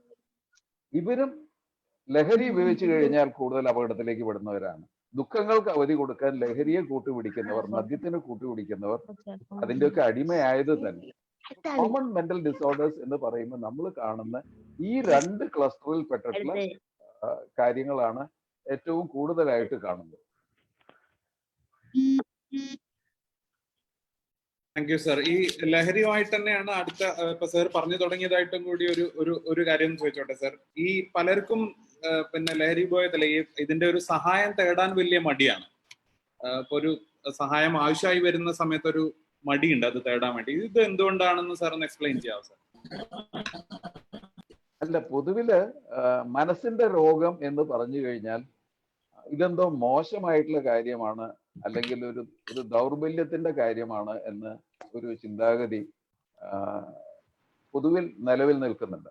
അതുപോലെ തന്നെ നമ്മുടെ ദൃശ്യമാധ്യമങ്ങളിലൊക്കെ ഉള്ള ബിംബങ്ങൾ എന്ന് പറയുന്ന മനസ്സിന്റെ രോഗമുള്ള ആളുകൾ പരിഹാസ കഥാപാത്രങ്ങളാണ്, അല്ലെങ്കിൽ അക്രമാസക്തരാവുന്നവരാണ്, അല്ലെങ്കിൽ വലിയ കോമാളികളാണ്. ഈ തരത്തിലാണ് ദൃശ്യ മാധ്യമ ബിംബങ്ങളിലെ ഒരു മനസ്സിന്റെ രോഗമുള്ളവരുടെ പ്രതിച്ഛായ. അതുകൊണ്ട് സ്വാഭാവികമായിട്ടും ഒരു സഹായം തേടി വരുമ്പം ഇവരുടെ പലരുടെയും മനസ്സിലുണ്ടാവുന്ന ഒരു ചിന്ത, എന്നെയും ആളുകൾ ആ സിനിമയിൽ കണ്ട പോലെ അല്ലെങ്കിൽ പത്രത്തിൽ കണ്ടിട്ടുള്ള ഒരു വലിയ അക്രമാസക്തനായിട്ടുള്ള മനോരോഗിയെ പോലെ കണക്കാക്കുമോ എന്നുള്ളൊരു ചിന്ത വരും. ഈ സ്റ്റിഗ്മയാണ് വലിയ തടസ്സമായിട്ട് വരുന്നത്. അതുകൊണ്ട് വളരെ എളുപ്പത്തിൽ ശാസ്ത്രീയമായിട്ട് പരിഹരിക്കാവുന്ന വിഷാദാവസ്ഥകളുള്ളവരും ഉത്കണ്ഠയുള്ളവരും ഒക്കെ വിദഗ്ധ സഹായം തേടാൻ മടിക്കുന്നുണ്ട്. സ്റ്റിഗ്മയ്ക്കെതിരെ ഫൈറ്റ് ചെയ്യുക, അതിനെതിരെ പോരാടുക, അതില്ലാതാക്കുക മനസ്സിന്റെ രോഗവും മറ്റ് ശാരീരിക രോഗം പോലെയാണ് എന്നുള്ളൊരു കാഴ്ചപ്പാടുണ്ടാക്കുക. എല്ലാവരും ഓർക്കേണ്ട ഒരു കാര്യമുണ്ട്, there is no health without mental health. നിങ്ങളുടെ മാനസികാരോഗ്യം ശരിയല്ലെങ്കിൽ നിങ്ങളുടെ ശാരീരികാരോഗ്യം തകരാറിലാവും. നിങ്ങൾക്ക് അമിത രക്തസമ്മർദ്ദം ഉണ്ടെങ്കിൽ, നിങ്ങൾ ടെൻഷനിലുള്ള ഒരാളാണെങ്കിൽ, വിഷാദമുള്ള ഒരാളാണെങ്കിൽ മരുന്നുകൾ കഴിച്ചാലും അല്ലെങ്കിൽ അത് കൃത്യമായിട്ട് നിയന്ത്രിക്കാൻ പറ്റില്ല. പ്രമേഹ രോഗമുള്ള ഒരാളെ സംബന്ധിച്ചിടത്തോളം നിഷേധ വൈകാരിക അവസ്ഥകളുള്ള ആളുകളാണെങ്കിൽ ഷുഗർ കൺട്രോൾ ബുദ്ധിമുട്ടായിട്ട് വരും. അപ്പൊ മാനസികാരോഗ്യം ഉണ്ടെങ്കിലേ ശാരീരിക ആരോഗ്യമുള്ളൂ. നിങ്ങളെല്ലാം കേട്ടിട്ടുണ്ട്, ഇച്ഛാശക്തി കൊണ്ടും പോസിറ്റീവ് മൈൻഡ് കൊണ്ടും ക്യാൻസർ രോഗത്തിനെ പോലും അതിന്റെ റെമിഷനിലേക്ക് എത്തിച്ചിട്ടുള്ള വലിയ വലിയ ആളുകളുടെ കഥകൾ നിങ്ങൾ കേട്ടിട്ടുണ്ട്. അപ്പൊ മാനസികാരോഗ്യം എന്ന് പറയുന്നതാണ് ആരോഗ്യത്തിന്റെ അടിത്തറ എന്നുള്ളത് മനസ്സിലാക്കി ഇതിന് ഉള്ള നൽകുന്ന വേർതിരിവ് അല്ലെങ്കിൽ സ്റ്റിഗ്മ, ഒരു മുദ്ര ചാർത്തൽ, ഇത് മോശം അസുഖമാണെന്നുള്ള ചിന്ത മാറ്റി സ്വതന്ത്രമായി ഇതിനു വേണ്ടി സഹായം തേടാനുള്ളൊരു മനോഭാവം ഉണ്ടാകണം. തീർച്ചയായിട്ടും സർ. സർ ജോൺ സി മംഗലം സർ നിരവധി വർഷമായിട്ട് ഈ ഡി അഡിക്ഷന്റെ ഒക്കെ മേഖലയിൽ വർക്ക് ചെയ്യുന്ന ആളാണ്. അപ്പൊ അദ്ദേഹത്തോട് നമുക്ക് ചോദിക്കാനുള്ളത്, ഈ നമുക്ക് ഈ അഡിക്ഷനെ ശരിക്കും നമുക്ക് എങ്ങനെയാണ് തടുക്കാൻ പറ്റുന്നത് എന്നുള്ളതിനെ പറ്റി സാർ ഒന്ന് സംസാരിക്കാമോ? തീർച്ചയായും. ഞാൻ എൻ്റെ ലൈഫ് എക്സ്പീരിയൻസ് ആയിട്ട് ഷെയർ ചെയ്താലേ, ഞാൻ ഈ പറഞ്ഞ യോഗ്യതയൊക്കെയുള്ള ആളായിരുന്നു. പിന്നെ കേരള കോളേജിൽ മാഷായി, അതിനുശേഷം PhD എടുത്തു, പിന്നെ വക്കീലായി. ഇങ്ങനെയൊക്കെ ചെയ്തിട്ടുണ്ടെങ്കിലും ഈ സമയത്തൊക്കെ ഞാനൊരു മദ്യപാനിയായിരുന്നു എന്നുള്ളതാണ് വാസ്തവം. പക്ഷെ അതിനുള്ള ചികിത്സ തേടി കേരളത്തിലെ ഡി അഡിക്ഷൻ സെന്ററിലൊക്കെ കയറി ഇറങ്ങല്ലാതെ അതിനൊരു പരിഹാരം എന്താണെന്ന് എനിക്ക് തന്നെ അറിയില്ലായിരുന്നു. പക്ഷെ ഒടുവിൽ 36-ാമത്തെ വയസ്സിലാണ് എനിക്ക് ഒരു കാര്യം ബോധ്യപ്പെട്ടത്, ആൽക്കഹോളിസം എന്ന് പറയുന്ന ഒരു രോഗമുണ്ട്. അങ്ങനെ ഒരു രോഗമുണ്ട് എങ്കിൽ അതിന്റെ ലക്ഷണങ്ങൾ എന്തൊക്കെയാണ് എന്നൊക്കെ ചോദിച്ചു മനസ്സിലാക്കിയപ്പോൾ ഈ ലക്ഷണങ്ങളൊക്കെ ഉള്ള ഒരു ശരിക്കും ആൽക്കഹോളിക് ആയിട്ടുള്ള ഒരു കക്ഷിയാണ് ഞാൻ എന്നുള്ളൊരു തിരിച്ചറിവാണ് എനിക്കുണ്ടായത്. ഈ തിരിച്ചറിവിന്റെ അടിസ്ഥാനത്തിൽ ഞാൻ പിന്നീട് ഇന്ന് വരേക്കും മദ്യപിച്ചിട്ടില്ല. അപ്പൊ ആദ്യത്തെ കുറെ കാലത്തേക്ക് നമ്മുടെ സമൂഹം ഇയാളെ തിരിച്ചു വരും എന്നുള്ള പ്രതീക്ഷയൊന്നും ഉണ്ടാവില്ല. അതുകൊണ്ട് തന്നെ അവരൊക്കെ നമ്മുടെ ഒരു കയ്യേകാലത്തിൽ മാറ്റി നിർത്തുക ചെയ്യുക. പക്ഷെ എൻ്റെ ജീവിതാനുഭവങ്ങളുടെ അടിസ്ഥാനത്തിൽ എനിക്ക് ഈ ആൽക്കഹോളിക് എന്ന് പറയുന്ന ആൾക്കാര്, അവരെ നമ്മളൊരു പുഴുത്ത പട്ടി പോലെയാണ് കാണുന്നത്. വീട്ടിലാർക്കും വേണ്ട, സമൂഹത്തിൽ വേണ്ട, കുടിയൻ അല്ലെങ്കിൽ ഞാഞ്ഞൂള്, പാമ്പ് എന്നൊക്കെ വിളിക്കപ്പെടുന്ന ഈ മനുഷ്യൻ സത്യത്തില് അയാളൊരു സാധു രോഗിയാണ്. ആ രോഗിയാണെന്നുള്ള എൻ്റെ ഒരു തിരിച്ചറിവ്, അതാണ് ഇത്തരത്തിലുള്ള ഒരു സ്ഥാപനം ഞങ്ങൾ തുടങ്ങാനായിട്ട് കാരണം. അപ്പൊ ഇവിടെ വരുന്ന രോഗികളെ ഞങ്ങൾ ഈ കാര്യങ്ങൾ പറഞ്ഞ് ബോധ്യപ്പെടുത്തുകയും അവർക്ക് നേരിട്ട് ചില കാഴ്ചകൾ കാണിച്ചു കൊടുക്കുകയും ചെയ്യണം. ഒരു മദ്യാസക്ത രോഗിയായിട്ടുള്ള ഒരാള് നമ്മുടെ സ്ഥാപനത്തിൽ വന്നാൽ അയാൾ അന്ന് മദ്യപിച്ചതിന് ശേഷം കാണിക്കുന്ന പെർഫോമൻസ് അത് മറ്റുള്ള ആൾക്കാർ മുഴുവനും കണ്ടിരിക്കുമ്പോൾ ആ സ്ത്രീ അനുഭവിക്കുന്ന, അയാളുടെ ഭാര്യയായിട്ടുള്ള സ്ത്രീ അനുഭവിക്കുന്ന വലിയ മനപ്രയാസം, അയാളുടെ മക്കൾ അനുഭവിക്കുന്ന പ്രയാസം, ഇതെല്ലാം കണ്ട് ഇതിന്റെ തിയററ്റിക്കൽ ആയിട്ടുള്ള വശങ്ങൾ മനസ്സിലാക്കി എന്താണ് ഈ വിഡ്രോവൽ സിംറ്റം, അതെന്താണ് ഈ ഹലൂസിനേഷൻസ്, ഇത്തരം കാര്യങ്ങളൊക്കെ വിശദമായിട്ട് അവരെ പറഞ്ഞു മനസ്സിലാക്കി സ്നേഹത്തിന്റെ ഭാഷയിൽ ഇത്തരം ആൾക്കാരോട് സംസാരിക്കുന്ന വർഷം അവർ ഈ മദ്യാസക്തി എന്ന് പറയുന്ന രോഗത്തിൽ നിന്ന് രക്ഷപ്പെടും. അതുപോലെ തന്നെ വലിയൊരു പ്രശ്നം, ഇതൊരു രോഗമാണെങ്കിലും കുടുംബ രോഗം എന്നുള്ള നിലയ്ക്കാണ് ഞങ്ങൾ ഇതിനെ കാണുന്നത്. ഒരാൾ ഒരു വീട്ടിൽ മദ്യപാനി ആയിട്ടുണ്ടെങ്കിൽ, ഒരു ആൽക്കഹോളിക് ആയിട്ടുണ്ടെങ്കിൽ ആ കുടുംബത്തിലുള്ള എല്ലാവരും മാനസിക രോഗികളായി തീരുകയാണ്. മക്കളടക്കം, ഭാര്യ അടക്കം, അച്ഛനും അമ്മയും ബന്ധുക്കളും അടക്കമുള്ള ആൾക്കാർ ഈ മനുഷ്യനെ സഹിച്ച് അവർക്കും മാനസികമായിട്ടൊരു രോഗാവസ്ഥയിൽ എത്തിച്ചേരുകയാണ്. അപ്പൊ ഇവിടെ ഒരു ആൽക്കഹോളിക്കിനെ ചികിത്സിക്കുമ്പോൾ ആദ്യം തന്നെ നമ്മുടെ കൂടെ ജീവിച്ചിരുന്ന ആൾക്കാരെ അവരെ കൂടെ കാര്യം പറഞ്ഞ് മനസ്സിലാക്കുകയും അവരെ ജീവിതത്തിലേക്ക് ഈ മനുഷ്യന് ഇത്രയൊക്കെ കാലം മദ്യപിച്ച് കാട്ടിക്കൂട്ടിയിട്ടുള്ള കോപ്രാണ്ടികള് അതൊക്കെ ഈ രോഗത്തിന്റെ ലക്ഷണമാണ്, മറിച്ച് ഇനി അദ്ദേഹം അങ്ങനെ കാണിക്കില്ല, ആ ഒരു മാനസികമായിട്ടുള്ള ശാരീരികവും സാമ്പത്തികമായിട്ടുള്ള പിന്തുണ അതും കൂടി അയാൾക്ക് കൊടുക്കുകയും അയാളുടെ ഈഗോ, ഭയങ്കരമായിട്ടുള്ള ഈഗോ ഉള്ള വ്യക്തികളാണ് ഇത്തരം ആൾക്കാര്, അതിൽ കുറയ്ക്കാനായിട്ട് അയാൾ തന്നെ ശ്രമിക്കുകയും ചെയ്യുമ്പോൾ പിന്നെ ഞങ്ങളുടെ ഈ കൂട്ടായ്മയിൽ സ്ഥിരം അംഗമാകുന്നതോടുകൂടി ഇത്തരം ആൾക്കാര് പുതിയൊരു ജീവിതം ഉണ്ടാക്കിയെടുക്കുകയാണ് ചെയ്യുന്നത്. വളരെ ലളിതമാണ്. ഞങ്ങൾ മരുന്നൊന്നും ഉപയോഗിക്കുന്നില്ല, ഇവിടെ ജയിലിൽ അടയ്ക്കുന്ന പരിപാടിയില്ല. ഒരു ആൽക്കഹോളിക് ആയിട്ടുള്ള ആള് അയാൾ സ്വാതന്ത്ര്യം മിസ്യൂസ് ചെയ്യുന്ന കക്ഷിയാണ്. അത്തരം ആൾക്കാരെ നമ്മുടെ ജയിലിലിട്ട് ചികിത്സിക്കാൻ ശ്രമിച്ചാൽ തീർച്ചയായിട്ടും അവരവർക്ക് ചാടി പോകാൻ ശ്രമിക്കും. അല്ലാതെ നമ്മൾ പറയുന്നത് കേൾക്കാനോ അതിനോട് കോപ്പറേറ്റ് ചെയ്യാനോ അവർ നിൽക്കില്ല. അതുപോലെ മരുന്ന്, മാരകമായിട്ടുള്ള മരുന്നുകൾ ഉപയോഗിച്ച് മദ്യപരറിയാതെ കൊടുക്കുന്ന പൊടിയൊക്കെ കഴിപ്പിച്ച് അങ്ങനെ ഈ സാധനം മാറ്റിയെടുക്കാനും വിചാരിക്കരുത്.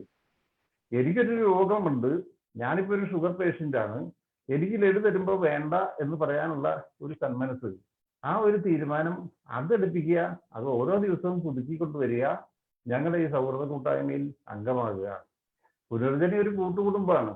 ആയിരക്കണക്കിന് ആൾക്കാർ ഇവിടെ അവർക്ക് എന്തെങ്കിലും മാനസിക പ്രശ്നം ഉണ്ടെങ്കിൽ ഇവിടെ വരുന്നു, ഭാര്യയും കുട്ടികളായിട്ട് വരുന്നു, സ്വന്തം വീട് പോലെ താമസിക്കുന്നു, തിരിച്ചു പോകുന്നു. അപ്പോഴേക്കും അവരുടെ പ്രശ്നങ്ങൾ ഇവിടെയുള്ള പേഷ്യൻസ് ആയിട്ടുള്ള ആൾക്കാരും അവരുമായിട്ടൊക്കെ സംസാരിച്ച് കഴിയുമ്പോൾ അവർക്ക് ഭയങ്കര റിലീഫ് കിട്ടുകയാണ്. അപ്പൊ ഇത്തരത്തിലുള്ളൊരു ഡീഅഡിക്ഷൻ സെന്റർ അത് കേരളത്തിൽ മറ്റൊന്നും തന്നെ പ്രവർത്തിക്കുന്നില്ല. അവിടെയാണ് പുനർജനി എന്ന് പറയുന്ന സ്ഥാപനത്തിന്റെ വലിയ വ്യത്യാസം. ഈ രോഗികളാക്കപ്പെടുന്ന ഇന്ന് തന്നെ ഒരു പേഷ്യന്റിനെ കൊണ്ടുവരുന്ന കാര്യത്തെക്കുറിച്ച് എന്നെ വിളിച്ചു ചോദിച്ചപ്പോ അദ്ദേഹത്തിന്റെ മദ്യപാനം മൂലം BSc പഠിക്കുന്ന പെൺകുട്ടിയെ ഇപ്പോ ഡിപ്രഷന് വേണ്ടി ചികിത്സിക്കുകയാണെന്നാണ് പറഞ്ഞത്. ഞാൻ പറഞ്ഞ ആ കുട്ടി ഇങ്ങോട്ട് വരട്ടെ, ഇവരുടെ കൂടെ തന്നെ ഇവിടെ വരട്ടെ, ഇവിടെ വന്നാൽ ഈ ഡിപ്രഷൻ തന്നെ മാറും, ഗുളിക കഴിക്കണ്ട. കാരണം എന്താണെന്ന് വെച്ചാല് ഇവിടെ വരുമ്പോഴാണ് അവൾക്ക് മനസ്സിലാവുക എൻ്റെ അച്ഛൻ മാത്രമല്ല ഈ രോഗം ബാധിച്ചിട്ടുള്ള ആൾക്കാര്, ലക്ഷക്കണക്കിന് ആൾക്കാർ ഇതേ പ്രശ്നങ്ങൾ അഭിമുഖീകരിക്കുന്നുണ്ട്. തുല്യ ദുഃഖിതരായിട്ടുള്ള ആൾക്കാര് പരസ്പരം സങ്കടങ്ങൾ പങ്കിട്ടാൽ പകുതി സങ്കടം കുറയും, ആ കുട്ടിക്ക് നോർമലായിട്ട് തിരിച്ചു പോകാൻ പറ്റും, ഒരു സംശയവും വേണ്ട. അപ്പോൾ വളരെ നൂതനമായിട്ടുള്ള ചില സങ്കേതങ്ങളാണ് ഞങ്ങൾ ഇവിടെ ഉപയോഗിച്ചു വരുന്നത്. മറ്റൊരു കാര്യം, എൻ്റെയൊക്കെ ചെറുപ്പത്തില് 10ാം ക്ലാസ്സിൽ പഠിക്കുന്ന കാലം മുതൽ മനഃശാസ്ത്രം എന്ന് പറയുന്ന ഒരു മാഗസിൻ കേരളത്തിലുണ്ടായിരുന്നു. ഞാനൊക്കെ അത് വായിച്ചിട്ടാണ് ഈ ഫ്രോയിഡ് എന്ന് പറയുന്ന കക്ഷിനെ കുറിച്ചും പിന്നെ ഈ മനഃശാസ്ത്രം എന്ന് പറയുന്ന ഒരു വിഷയത്തെക്കുറിച്ചൊക്കെ ആദ്യ പാഠങ്ങൾ പഠിച്ചത് അവിടെ നിന്നാണ്. പക്ഷെ ഇന്ന് നമ്മുടെ നാട്ടില്, കേരളത്തിൽ പ്രത്യേകിച്ചും ഈ മനഃശാസ്ത്രം അതിനെക്കുറിച്ച് അറിയാവുന്ന ആൾക്കാരോ അതിനെക്കുറിച്ച് ചിന്തിക്കുന്ന ആൾക്കാരോ അവരുടെ എണ്ണം വളരെ വളരെ കുറഞ്ഞു വരികയാണ്. നല്ലൊരു ജീവിതം നിങ്ങൾക്ക് കാഴ്ചവെക്കണമെന്നുണ്ടെങ്കിൽ അത്യാവശ്യം ചില മനഃശാസ്ത്ര സത്യങ്ങൾ എന്തൊക്കെയാണെന്ന് നമുക്ക് മനസ്സിലാക്കേണ്ടതുണ്ട്.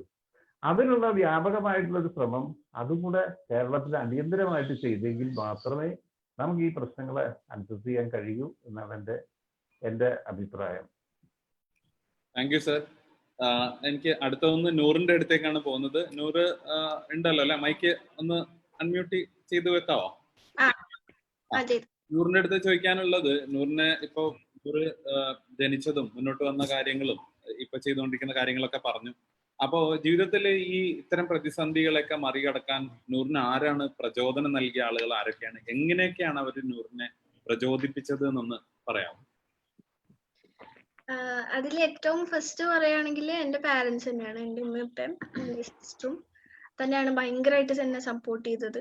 എൻ്റെ എല്ലാ ചെറിയ കാര്യത്തിലും എന്നെ പ്രോത്സാഹിപ്പിച്ച് മുന്നോട്ട് കൊണ്ടുപോയിട്ടുണ്ട്. പിന്നെ എൻ്റെ ടീച്ചേഴ്സ്, അതില് ഒരുപാട് ടീച്ചേഴ്സ് പഠിപ്പിച്ചിട്ടുണ്ട്. പക്ഷെ അതില് എന്താ പറയാ, എന്നെ ഒരുപാട് സ്വാധീനിച്ച കുറച്ച് പേരുണ്ട്. അതിൽ ഏറ്റവും എനിക്ക് ഇഷ്ടമുള്ളതെന്ന് പറയുന്നത് എൻ്റെ സ്കൂളിലെ ഒരു സിസ്റ്ററാണ്, എലിസബത്ത് എന്നാണ് പേര്. അതുപോലെ എൻ്റെ സ്കൂളിലെ ടീച്ചേഴ്സിന്റെ എഫേർട്ടൊക്കെ ഭയങ്കരമാണ്. കാരണം എന്നെ ഒരിക്കലും ഒരു എന്താ പറയാ കുറവുള്ളൊരു കുട്ടിയോ അല്ലെങ്കിൽ ഒരു വയ്യാത്ത കുട്ടിയായിട്ടൊന്നും കണക്കാക്കിയിട്ടില്ല. എല്ലാരും ഇപ്പോ ആനുവൽ ഡേക്ക് ഡാൻസിന് വരെ എനിക്ക് കൂടെ കളിക്കാനായിട്ട് പറ്റിയിട്ടുണ്ട്. അപ്പൊ അത്രയും എന്നെ എന്താ പറയാ അകറ്റി നിർത്താതെയോ ഒന്നും ചെയ്തിട്ടില്ല. പിന്നെ എന്നെ എന്താ പറയാ ഞാൻ കുറച്ച് പാലിയേറ്റീവിലൊക്കെ വർക്ക് ചെയ്തിട്ടുണ്ട്. IPM-ല് കോഴിക്കോട് ഇൻസ്റ്റിറ്റ്യൂട്ട് ഓഫ് പാലിയേറ്റീവ് മെഡിസിനിൽ ഞാൻ വോളണ്ടിയർ ആണ്. അവിടുത്തെ വരുന്ന ഒരുപാട് പേഷ്യൻസും ഒരുപാട് അവിടുത്തെ ഡോക്ടേഴ്സ് ആയാലും അൻവർ ഡോക്ടർ, സുരേഷ് ജി, മറ്റൊരുപാട് ഒരുപാട് ആളുകളൊക്കെ എനിക്ക് കുറെ എന്താ പറയാ എനർജി തന്നിട്ടുണ്ട് വാക്കുകളിലൂടെ. അതുപോലെ തന്നെ കുറെ ജീവിതാനുഭവങ്ങൾ പറഞ്ഞു തന്നിട്ടും ഒക്കെ എനിക്ക് നല്ല ഇൻസ്പിറേഷൻ തന്നിട്ടുണ്ട്. പിന്നെ എൻ്റെ സിസ്റ്റർ എന്താണ് ശരിക്കും നമ്മളൊക്കെ ലൈഫിൽ ചില ഏരിയ ഉണ്ടാവുമല്ലോ, അല്ലെ ചില സമയം ഉണ്ടാവും നമ്മൾക്ക് ഭയങ്കര ഡൗൺ ആയിട്ട് പോവുക, അല്ലെങ്കിൽ നമുക്കൊന്നും പറ്റൂല എന്നൊക്കെ പറയാം. അപ്പൊ ശരിക്കും എൻ്റെ സിസ്റ്റർ ചോദിക്കും അതെന്താ നിനക്ക് ചെയ്താല് എന്ന്. അങ്ങനത്തെയൊക്കെ വാക്കുകൾ ശരിക്കും എന്താ പറയാ നമുക്ക് ചെയ്യാൻ പറ്റില്ല എന്ന് വിചാരിക്കുന്ന ഒരുപാട് കാര്യങ്ങൾ ചെയ്യാനായിട്ട് നമുക്ക് എനർജി തരും. അപ്പോൾ ശരിക്കും ഈ സപ്പോർട്ട് എന്ന് പറയുന്ന ഒരു കാര്യം എനിക്ക് ഇത്രയും നല്ല ആളുകളിൽ നിന്ന് കിട്ടിയോണ്ട് എനിക്ക് ഒരുപാട് ഇൻസ്പിറേഷനും കിട്ടിയിട്ടുണ്ട്, ഒരുപാട് വളരാനും പറ്റിയിട്ടുണ്ട്. പിന്നെ ഏറ്റവും വലിയത് ആയിട്ട് ഞാൻ പറയുന്നത് ഇപ്പൊ എനിക്ക് ഉള്ള ഡിസേബിലിറ്റി അല്ലെങ്കിൽ കുറവ് ദൈവം തന്നിട്ടുള്ളതാണ്. അപ്പൊ അതിൽ എന്തെങ്കിലും ഒരു നന്മ ഉണ്ടാകും എന്ന് ഞാൻ ഉറപ്പായിട്ട് വിശ്വസിക്കുകയാണ്. കാരണം എന്തൊരു പ്രയാസം ഉണ്ടെങ്കിലും അതിനൊരു പരിഹാരം ഉണ്ടാവുമല്ലോ. അപ്പോ എന്താ പറയാ ഒരുപാട് ഇൻസ്പിറേഷൻ കിട്ടിയിട്ടുണ്ട്. അപ്പൊ അതിൽ നിന്ന് ഒരുപാട് വളരാനും ഒക്കെ സാധിച്ചിട്ടുണ്ട്. താങ്ക് യു നൂർ, മറ്റുള്ളവരുടെ ഇൻസ്പിറേഷനെ കുറിച്ചിട്ട് സംസാരിച്ചതിന്. അപ്പൊ ഈ ഒരു ഇൻസ്പിറേഷൻ എന്നും നിലനിൽക്കട്ടെ, ഇതിനേക്കാൾ ഉയരങ്ങളിലേക്ക് എത്താൻ സാധിക്കട്ടെ. നമ്മള് ഏകദേശം 8:15 ആകുമ്പോഴത്തേക്ക് നമുക്ക് വൈൻഡപ്പ് ചെയ്യണം. അതിനു മുമ്പ് CJ ജോൺ സാറിനോട് വളരെ പ്രധാനപ്പെട്ട ഒരു ചോദ്യം. ഇപ്പൊ നമുക്കറിയാം കുട്ടികൾ മുഴുവൻ ഇന്റർനെറ്റിലും ഓൺലൈനിലും ഒക്കെയാണ് പഠിച്ചുകൊണ്ടിരിക്കുന്നത്. കോവിഡിന്റെ സമയത്ത് ആർക്കും പുറത്തിറങ്ങാൻ പറ്റാത്ത ഒരു ഫിസിക്കൽ ഡിസ്റ്റൻസിങ്ങിന്റെ ഒക്കെ ഒരു കാലഘട്ടമാണ്. അവിടെ ഒരു സോഷ്യൽ കണക്ട് എന്നുള്ള ഒരു സാധനം കൂടി പതുക്കെ പറ്റാത്തൊരു സാഹചര്യം ഉണ്ട്. അപ്പൊ കുട്ടികൾ കൂടുതലായിട്ട്, നേരത്തെ ഉണ്ട് ഇപ്പോഴും കൂടുതലായിട്ട് കുട്ടികൾ ഇന്റർനെറ്റിലൊക്കെയാണ് അവരുടെ പഠനവും മറ്റു കാര്യങ്ങൾക്കൊക്കെ അവർ സമയം ചെലവഴിക്കുന്നതും ഒക്കെ. അപ്പൊ ഈ ഇന്റർനെറ്റിന്റെ ഈ യുഗത്തില് എങ്ങനെ പോസിറ്റിവിറ്റി നമുക്ക് കൈവിടാതെ സൂക്ഷിക്കാം എന്നുള്ളതിനെ കുറിച്ച് സാർ ഒന്ന് സംസാരിക്കും. പോസിറ്റിവിറ്റി നമ്മൾ നെറ്റിൽ മാത്രം കണക്റ്റഡ് ആയാലും ഉണ്ടാവുന്നില്ല. കാരണം പോസിറ്റിവിറ്റി ഉണ്ടാവണമെങ്കിൽ നമ്മൾക്ക് മനുഷ്യ സമ്പർക്കം ഉണ്ടാവും. ഈ ഒരു തത്വം എല്ലാ കുട്ടികളും മനസ്സിലാക്കേണ്ടി വരും. കാരണം കൂടുതൽ സമയം നെറ്റിൽ അഭിനമിക്കുന്ന കുട്ടികൾ പലപ്പോഴും സാമൂഹിക സമ്പർക്കത്തിൽ നിന്ന് പിന്നോട്ട് പോകാറുണ്ട്. നമ്മൾ വീട്ടിലുള്ളവരുമായിട്ട് സംസാരിക്കണം, വീട്ടിലുള്ള മുതിർന്ന ആളുകളുണ്ടെങ്കിൽ അവരുമായിട്ട് അവരുടെ കഥകൾ കേൾക്കണം, അവരുമായിട്ട് കാര്യങ്ങൾ പങ്കുവെക്കണം, തമാശ പറയണം. ഈ രീതിയിൽ സോഷ്യലൈസേഷൻ വളരെ ഇമ്പോർട്ടൻ്റ് ആണ്, വളരെ പ്രധാനമാണ്. ആ സാമൂഹികമായിട്ടുള്ള ഇടപെടലുകളെ മുഴുവൻ വിഴുങ്ങുന്ന രീതിയിലേക്ക് ഇന്റർനെറ്റിലേക്ക് പോയി കഴിഞ്ഞാൽ നമ്മളിൽ പോസിറ്റിവിറ്റി ഉണ്ടാവില്ല. ശരിയാണ്, ഇപ്പൊ ഓൺലൈൻ വിദ്യാഭ്യാസ കാലത്ത് പഠനം ഓൺലൈനിലാണ്. പല കുട്ടികളും ഓൺലൈനിൽ പഠിക്കുന്നവരുണ്ട്, ടെലിവിഷനിലൂടെ പഠിക്കുന്നവരുണ്ട്, അങ്ങനെ പല രീതികളുമുണ്ട്. പക്ഷെ ഇത് ഒരു സവിശേഷമായ കാലഘട്ടത്തിൽ നിങ്ങളെ പഠനവുമായിട്ട് ബന്ധിപ്പിക്കാൻ വേണ്ടിയിട്ട് ഉപയോഗിക്കുന്ന ഒരു ഉപാധിയാണ്. അതിൻ്റെ അർത്ഥം നിങ്ങൾക്ക് അനിയന്ത്രിതമായിട്ട് ഇന്റർനെറ്റിൽ പോകാം, അതിനുള്ള ഒരു പച്ചക്കൊടി കാട്ടലാണെന്ന് ദയവായിട്ട് തെറ്റിദ്ധരിക്കരുത്. കാരണം ഇതൊരു ബദൽ സംവിധാനം മാത്രമാണ്. നിങ്ങളെ സംബന്ധിച്ചിടത്തോളം നിങ്ങൾക്ക് പോസിറ്റീവായിട്ട് ജീവിതത്തിലെ എല്ലാ മേഖലകളുമായിട്ട് ഇടപെട്ട് കളികളും, ദേശീയളകിയുള്ള കളികളും, പുറത്തുള്ള കളികളും, കൂട്ടുകാരുമായിട്ടുള്ള വർത്തമാനം പറയലും, മറ്റുള്ള ആളുകളുമായിട്ടുള്ള ഇടപെടലുകളും, വീട്ടിലത്യാവശ്യം മറ്റുള്ളവരെ സഹായിക്കലും, പാചകത്തിൽ അമ്മയെ സഹായിക്കലും, ഇതെല്ലാം ചേർന്നിട്ടുള്ള ഒരു സമ്മിശ്രമായിട്ടുള്ള പ്രവർത്തനമാണ് നിങ്ങളെ ഒരു നല്ല വ്യക്തിയാക്കി മാറ്റുന്നത്. അപ്പൊ അതുകൊണ്ട് ഇന്റർനെറ്റ് ഉപയോഗത്തെ കുറിച്ചിട്ടുള്ള സമയ നിബന്ധനകളെല്ലാം നിങ്ങൾ പാലിച്ചേ മതിയാവും. അതായത് 1 മണിക്കൂറോ 1.5 മണിക്കൂറോ മാത്രമേ സ്ക്രീൻ ടൈം പ്രതിദിനം പാടുള്ളൂ. അത് നിങ്ങൾക്ക് വിഭജിച്ചെടുക്കാം. ഗെയിം കളിക്കുകയോ അല്ലെങ്കിൽ ടെലിവിഷൻ കാണുകയോ അല്ലെങ്കിൽ അതുപോലുള്ള കാര്യങ്ങളൊക്കെ ചെയ്യാം. പക്ഷെ നിങ്ങൾ വിവേകപൂർവ്വം നെറ്റിനെ ഉപയോഗിക്കേണ്ടി വരും, വിവേചനപൂർവ്വം ഉപയോഗിക്കേണ്ടി വരും. വിവേചനം എന്ന് പറയുമ്പോൾ നെറ്റ് എന്ന് പറഞ്ഞു കഴിഞ്ഞാൽ ധാരാളം ചതിക്കുഴികളുള്ള സ്ഥലമാണ്. അത് വിവേചനത്തോടെ ഉപയോഗിച്ചില്ലെങ്കിൽ നിങ്ങൾ ബന്ധപ്പെടുന്ന അപരിചയം നിങ്ങളെ ചതിച്ചേക്കാം. നിങ്ങൾ ഉപയോഗിക്കുന്ന കളികളിലൂടെ നിങ്ങളുമായിട്ട് ബന്ധം പുലർത്തിയിട്ടുള്ള ഒരു വ്യക്തി നിങ്ങളെ ബുദ്ധിമുട്ടിച്ചേക്കും. നിങ്ങൾ പോകുന്ന സൈറ്റുകൾ കുട്ടികൾക്ക് പറ്റാത്ത സൈറ്റുകളാണെങ്കിൽ അത് നിങ്ങളുടെ മനസ്സിലേക്ക് ഒരുപാട് നെഗറ്റിവിറ്റി ഉണ്ടാക്കും, നിങ്ങളുടെ മനോവികാസത്തിനെ തന്നെ തകരാറിലാക്കും. ഇതെല്ലാം ശ്രദ്ധിച്ച് നെറ്റിനെ വിവേകപൂർവ്വം വിവേചനപൂർവ്വം ഉപയോഗിക്കുക എന്നുള്ളതാണ് ഈ ഇന്റർനെറ്റ് യുഗത്തിൽ ജീവിതത്തിനെ പോസിറ്റീവായിട്ട് നിലനിർത്താൻ വേണ്ടി നിങ്ങൾ ചെയ്യേണ്ട ജാഗ്രതകൾ. Thank you sir. വളരെ പ്രധാനപ്പെട്ട കാര്യമാണ് വിവേകവും വിവേചനപരമായിട്ടും കാര്യങ്ങളെ സമീപിക്കുക എന്നുള്ള ഒരു മെസ്സേജ് വളരെ പ്രധാനപ്പെട്ടതാണെന്ന് തോന്നുന്നു സർ. സർ, നമുക്ക് ഇനി കുറച്ച് ചോദ്യങ്ങൾ പലരും അയച്ചു തന്നിട്ടുണ്ടായിരുന്നു. അപ്പം നമുക്ക് ആ ചോദ്യങ്ങളിലേക്ക് കൂടി കടക്കാമെന്ന് തോന്നുന്നു സർ, കാരണം സമയത്തിന്റെ ഒരു പരിമിതി കൂടി നമുക്കുണ്ട്. സുരാഗ് ഉണ്ടോ? ORCയുടെ ട്രെയിനർ ആയിട്ടുള്ള സുരാഗ് ഉണ്ടെങ്കിൽ അദ്ദേഹം ഒന്ന്. Okay okay. സാറിനോട് എന്താ ചോദിക്കാനില്ലേ? ഉണ്ട്. ആരെടുത്താണ് ഒന്ന് പരിചയപ്പെടുത്തണം, ആരെടുത്താണ് ചോദ്യം എന്നും പറയാം. ഓക്കെ, എന്റെ പേര് സുരാഗ് എന്നാണ്. ഞാൻ മലപ്പുറം ORC ട്രെയിനറാണ്. എനിക്ക് നമ്മുടെ ജോൺ സാറിനാണ് ചോദിക്കാറുള്ളത്, ഡോക്ടർ ജോൺ സാറോട്. ചോദിച്ചോളൂ. Sir good morning. Sorry good evening. Sir, ഇന്നത്തെ ചെറുപ്പക്കാർക്ക് നമുക്ക് ഇന്റർനെറ്റിലെ പലതരം സാധ്യതകൾ ലഭ്യമാണ്. നമുക്ക് ഈ സാധ്യതകൾ എങ്ങനെ ആരോഗ്യപരമായിട്ട് സമീപിക്കാൻ സാധിക്കും? ഇല്ല, സുരാഗ്, ഇപ്പോഴത്തെ ഈ ഓൺലൈൻ എഡ്യൂക്കേഷൻ പോലും അവര് ഡിഗ്രി കാലഘട്ടത്തിലൊക്കെ എത്തുമ്പം ഇപ്പൊ ധാരാളം ഓൺലൈൻ കോഴ്സുകളുണ്ട്. വിദേശത്തുള്ള യൂണിവേഴ്സിറ്റികളിലൊക്കെ ഉള്ള ഒരുപാട് ഓൺലൈൻ കോഴ്സുകളുണ്ട്. അപ്പൊ ആ കോഴ്സുകളിൽ ആയിട്ട് പരിചയപ്പെടാനും ഒരുപക്ഷെ അത്തരം കോഴ്സുകൾ ചെയ്യാനുമുള്ള ഒരു ട്രെയിനിങ് ഗ്രൗണ്ടായിട്ട് ഉപയോഗിക്കാം. അത് ദുരുപയോഗം ചെയ്യുകയല്ല. കാരണം ഇതേ മാധ്യമം ഉപയോഗിച്ച് തന്നെയാണ് ഒരുപക്ഷെ ഡിഗ്രി ഒക്കെ എത്തുമ്പം കുട്ടികൾ ഒരുപക്ഷെ ഓൺലൈനിലൂടെ വിദേശ യൂണിവേഴ്സിറ്റികളിലെല്ലാം കാര്യങ്ങൾ ചെയ്യുന്നത്. പിന്നെ അറിവിന്റെ ഒരു വലിയ ശേഖരമാണ് നെറ്റ് എന്നുള്ളത് ഒരു സത്യം തന്നെയാണ്.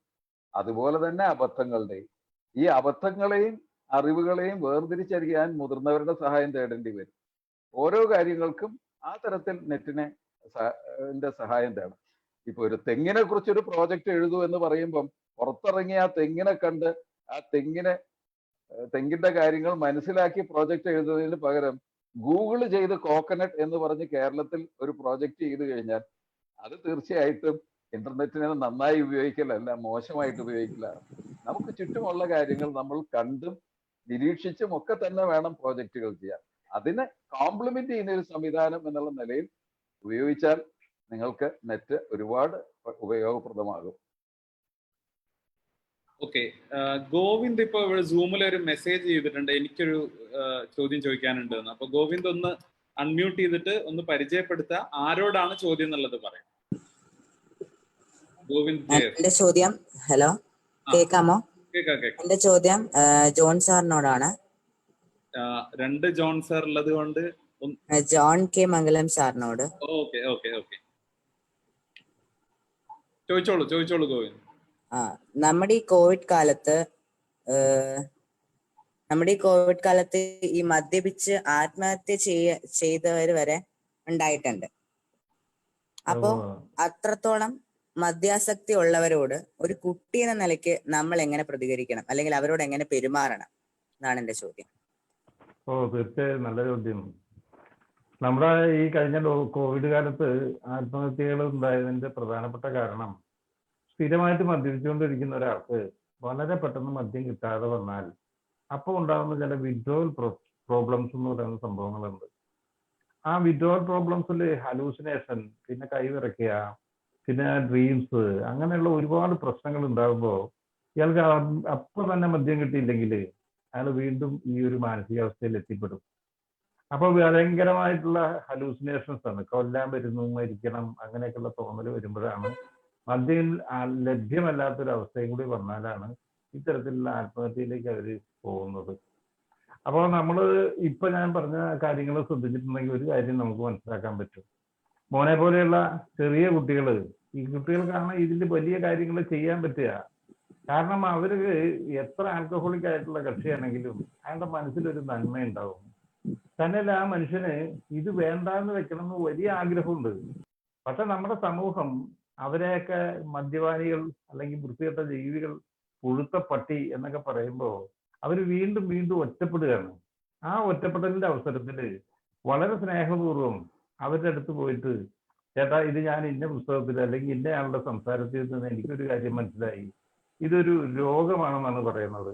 ആ രീതിയിൽ നമുക്ക് ഇതിനെ കണ്ടാൽ ഇതിന് പരിഹാര മാർഗമുണ്ട്, അതിന് പറ്റിയ സ്ഥലങ്ങളുണ്ട്, അങ്ങനെയാണെങ്കിൽ നമുക്ക് അവിടെ നിന്ന് പോകാം എന്ന് പറഞ്ഞാൽ തീർച്ചയായിട്ടും മോനാണെങ്കിലും മോളാണെങ്കിലും അത്തരം ആൾക്കാർ ചെന്ന് പറഞ്ഞാൽ, സ്വന്തം ഭാര്യയോ അച്ഛനോ പറഞ്ഞിട്ടൊന്നും സമ്മതിക്കാത്ത ആൾക്കാര് ഇത്തരം ചെറിയ കുട്ടികൾ സ്നേഹത്തോടു കൂടി ഒന്ന് സങ്കടപ്പെട്ട് അവരെ വിളിച്ചാൽ തീർച്ചയായിട്ടും അവർ വരും.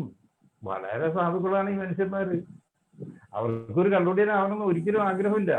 പക്ഷെ നിർഭാഗ്യവശാൽ ഈ പറഞ്ഞ മദ്യം ഉപയോഗിക്കുകയും തമാശയ്ക്കും ഒരു രസത്തിനും ഒക്കെ വേണ്ടി ഉപയോഗിച്ചിട്ട് അവസാനം ഒരു വലിയ ഊരാക്കുടിക്കിൽ പെട്ടുപോകുന്ന ഇത്തരം മനുഷ്യന്മാരോട് നമ്മൾ കുറച്ചുകൂടെയൊക്കെ സ്നേഹവും മറ്റേത് രോഗിക്കും കിട്ടുന്ന പരിഗണനയും അയാൾക്ക് വേണ്ടുന്ന പരിചരണവും നമ്മൾ കൊടുത്തു നോക്കിയേ എത്ര വളരെ ഈസി ആയിട്ട് അയാളെ നേരെയാക്കി എടുക്കാൻ പറ്റും. ഓൻ അത് ചെയ്യുക. ഞങ്ങളുടെ സൈറ്റ് ഉണ്ട് punarjani.org, യൂട്യൂബിൽ പുനർജനി അടിച്ചാൽ വരും. അതെല്ലാം കണ്ട് ഒരു ആളെങ്കിലും ഈ സെന്ററിൽ കൊണ്ടുവന്ന് അയാളുടെ മദ്യപാനം നിർത്താനും മോന് കഴിഞ്ഞാൽ ജീവിതത്തിലെ ഏറ്റവും വലിയ പുണ്യപ്രവൃത്തി അത് തന്നെയായിരിക്കും. കാരണം എത്ര ജനറേഷനാണ് ഒരു മദ്യപാനി മൂലം നഷ്ടമായി പോകുന്നത്. അതിന് ശ്രമിക്കുക. എല്ലാ ആശംസകളും. ഓക്കെ സാർ, ഞാൻ എന്തായാലും എനിക്ക് അവസരം കിട്ടി ഞാൻ അത് ചെയ്യും. Hello sir. ഒരുപാട് ചോദ്യങ്ങൾ ഉണ്ടെന്ന് അറിയാം. നമ്മൾ പേര് വിളിക്കുന്നവർ മാത്രം ചോദ്യങ്ങൾ ചോദിക്കാം കേട്ടോ. എല്ലാവരും ഹലോ സാർ. മൈക്ക് മ്യൂട്ട് ചെയ്ത് വെക്കണം. നമ്മൾ ഇവിടുന്ന് വിളിക്കുന്നവർ മാത്രം ചോദ്യം ചോദിക്കാം കേട്ടോ. ഓക്കെ, നമുക്ക് വേറൊരു ചോദ്യം നേരത്തെ ഉണ്ടായിരുന്നത് അബിത ഉണ്ടോ? Abitha V Abhilash. Hello sir. Yes sir, I am here. Okay, Abitha ഒരു ചോദ്യം ചോദിക്കാൻ. ഹലോ. കേൾക്കാം കേൾക്കാം. സാർ എന്റെ ചോദ്യം. ഹലോ, കേൾക്കാം, ചോദിച്ചോളൂ. കേൾക്കാവോ? കേൾക്കാം, ചോദിച്ചോളൂ. സാർ എന്റെ പേര് അബിതാവി അഭിലാഷ്. ഞാൻ SVHS പുല്ലാടിൽ നിന്നാണ്, പത്തനംതിട്ട ജില്ലയിലെ SVHS പുല്ലാടിൽ നിന്നാണ്. ഓക്കെ, ചോദിക്കൂ. സാർ എന്റെ ചോദ്യം CJ ജോൺ സാറിനോടാണ്. ഓക്കെ, ചോദിച്ചോളൂ. സാർ, നിങ്ങളുടെ ജീവിതത്തിൽ പോസിറ്റീവായ കാഴ്ചപ്പാട് നിലനിർത്താൻ എങ്ങനെ സാധിച്ചു? നല്ല ചോദ്യം അബിത. അബിത, നല്ല ചോദ്യം. ഇതിനെ കുറിച്ചൊക്കെ പറഞ്ഞു. ഇതിലെ ഏറ്റവും പ്രധാനം ഒരുപക്ഷെ ഡോക്ടർ ജോൺസ് പറഞ്ഞൊരു തത്വം തന്നെയാണ്. നമ്മളിലുള്ള നല്ല കാര്യങ്ങളിൽ തൃപ്തിപ്പെട്ട് ജീവിക്കുകയും നമുക്കില്ലാത്തതിനെ കുറിച്ചിട്ട് വല്ലാതെ വേവലാതിപ്പെടുകയും ചെയ്യാതെയും പോയി എന്നുള്ളതാണ് ഒരു പക്ഷേ പോസിറ്റിവിറ്റിക്കുള്ള ഒരു ഗുണം. ഈ മറ്റുള്ളവർക്കുള്ളത് ആലോചിച്ച് നടന്ന് നമ്മളാകെ സങ്കടപ്പെട്ടിരിക്കുന്നതിലും നല്ലതല്ലേ നമ്മുടെ കഴിവുകൾ പരമാവധി ആവിഷ്കരിച്ച് നമുക്ക് ഉയരാൻ പറ്റുന്ന രീതിയിൽ നമ്മൾ നന്നായി വരുന്നത്. ആ രീതിയിൽ ജീവിച്ചതുകൊണ്ട് ഞാൻ എപ്പോഴും സന്തുഷ്ടനാണ്, സന്തോഷവാനാണ്, പോസിറ്റീവാണ്. പോരെ അമിത? എനിക്കൊരു ചോദ്യം കൂടെ ഉണ്ട്. ചോദിച്ചോ. സാർ, ഇപ്പോ നമ്മള് വേറിട്ട ഒരു വഴി എടുക്കുവാണെന്നിരിക്കട്ടെ. ഇപ്പോ രണ്ട് വഴികളുണ്ടെന്നിരിക്കട്ടെ, ലെഫ്റ്റും റൈറ്റും. അപ്പൊ അവിടെ റൈറ്റിലേക്ക് 99% ആൾക്കാരും പോകുന്നു, ലെഫ്റ്റിലേക്ക് നമ്മൾ ഒരാൾ മാത്രമാണ് പോകുന്നത്. അപ്പോ നമുക്ക് പല പ്രശ്നങ്ങൾ നേരിടേണ്ടി വരാം. ചിലപ്പോ നമ്മളെ പലരും കുറ്റപ്പെടുത്താം, ഒറ്റപ്പെടുത്താം, നമുക്ക് തന്നെ ചില ഡൗട്ടുകളൊക്കെ വരാം. അപ്പം ആ സമയത്ത് നമ്മൾ എങ്ങനെ കറേജ് കൊണ്ടുവരും? ആ ഒരു റിസ്കി സിറ്റുവേഷനെ നമ്മൾ എങ്ങനെ നേരിടും? മോളെ, ഇതില് ജീവിത വഴി തെരഞ്ഞെടുക്കുമ്പോൾ നമ്മൾ തീർച്ചയായിട്ടും ആ വഴി എന്തുകൊണ്ട് തെരഞ്ഞെടുത്തു എന്നുള്ളതിനെ കുറിച്ചിട്ട് ഒരു വിശകലനം നടത്തിയിട്ടേ പോകാവൂ. നമ്മൾ അന്ധമായിട്ട് നമ്മളൊരു വഴിയിലേക്ക് പോകുന്നില്ല. നമ്മൾ വളരെ കൃത്യമായിട്ട് വിശകലനം ചെയ്ത് ഞാൻ എന്തുകൊണ്ട് ഈ വഴി സ്വീകരിക്കുന്നു എന്നുള്ളത് നമ്മൾ ആലോചിക്കേണ്ടി വരും. നമ്മൾ ജീവിത വഴി സ്വീകരിക്കുമ്പോൾ നമ്മുടെ അഭിരുചിയും കഴിവുകൾക്കും അനുസരിച്ചിട്ടുള്ള ഒരു വഴിയാണ് എങ്കിൽ വേറിട്ട വഴി സ്വീകരിക്കുന്നതിനൊന്നും കുഴപ്പമൊന്നുമില്ല. ഇപ്പൊ ഞാനൊക്കെ മെഡിസിനൊക്കെ കഴിഞ്ഞപ്പോൾ എല്ലാവരും പറഞ്ഞു വന്ന് MD ജനറൽ മെഡിസിൻ എടുക്കണം, അല്ലെങ്കിൽ സർജറി എടുക്കണം എന്നൊക്കെ പറഞ്ഞു. ഞാൻ സൈക്യാട്രി എടുത്തു. മനസ്സിലായില്ലേ? അപ്പോൾ ഞാൻ സൈക്യാട്രിയെ കുറിച്ചിട്ട് വിശകലനം ചെയ്തിട്ടാണ് വേറിട്ട വഴി എടുത്തത്. അപ്പൊ അതുപോലെ നമ്മൾ വിശകലനം ചെയ്തിട്ടൊരു വഴി എടുക്കുകയാണെങ്കിൽ ആരെന്ത് കുറ്റം പറഞ്ഞാലും തലയുയർത്തി ഇതാണ് എന്റെ വഴി എന്ന് പറയാനുള്ള ആർജവം ഉണ്ടായാൽ മാത്രം മതി, പ്രശ്നമൊന്നും വരില്ല.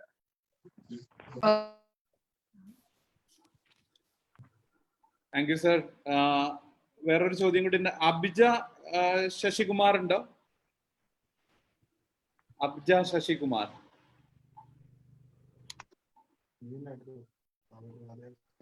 ഒരു ചോദ്യം ഉണ്ടെന്ന് പറഞ്ഞിരുന്നല്ലോ. ആ, ചോദിക്കൂ. Good evening sir. എന്റെ പേര് അബ്ജ ശശികുമാർ. ഞാൻ നാവായിക്കുളം ആണ് സർ. എന്റെ ചോദ്യം CJ ജോൺ സാറിനോടാണ്. ചോദിച്ചോളൂ. ഹലോ, ചോദിച്ചോളൂ മോള്. സർ, ഒരു വിദ്യാർത്ഥി എന്ന നിലയിലുള്ള എന്റെ ഒരു ഡൗട്ടാണ്, ഇന്ന് നിലവിലുള്ള വിദ്യാഭ്യാസ രീതികൾ കുട്ടികളിൽ മാനസിക സംഘർഷം സൃഷ്ടിക്കുന്നുണ്ടോ? ഉണ്ടെങ്കിൽ നമുക്ക് എങ്ങനെയൊക്കെ നേരിടാം? മോക്കെന്താ സമ്മർദ്ദമുണ്ടോ ഈ വിദ്യാഭ്യാസത്തിൽ?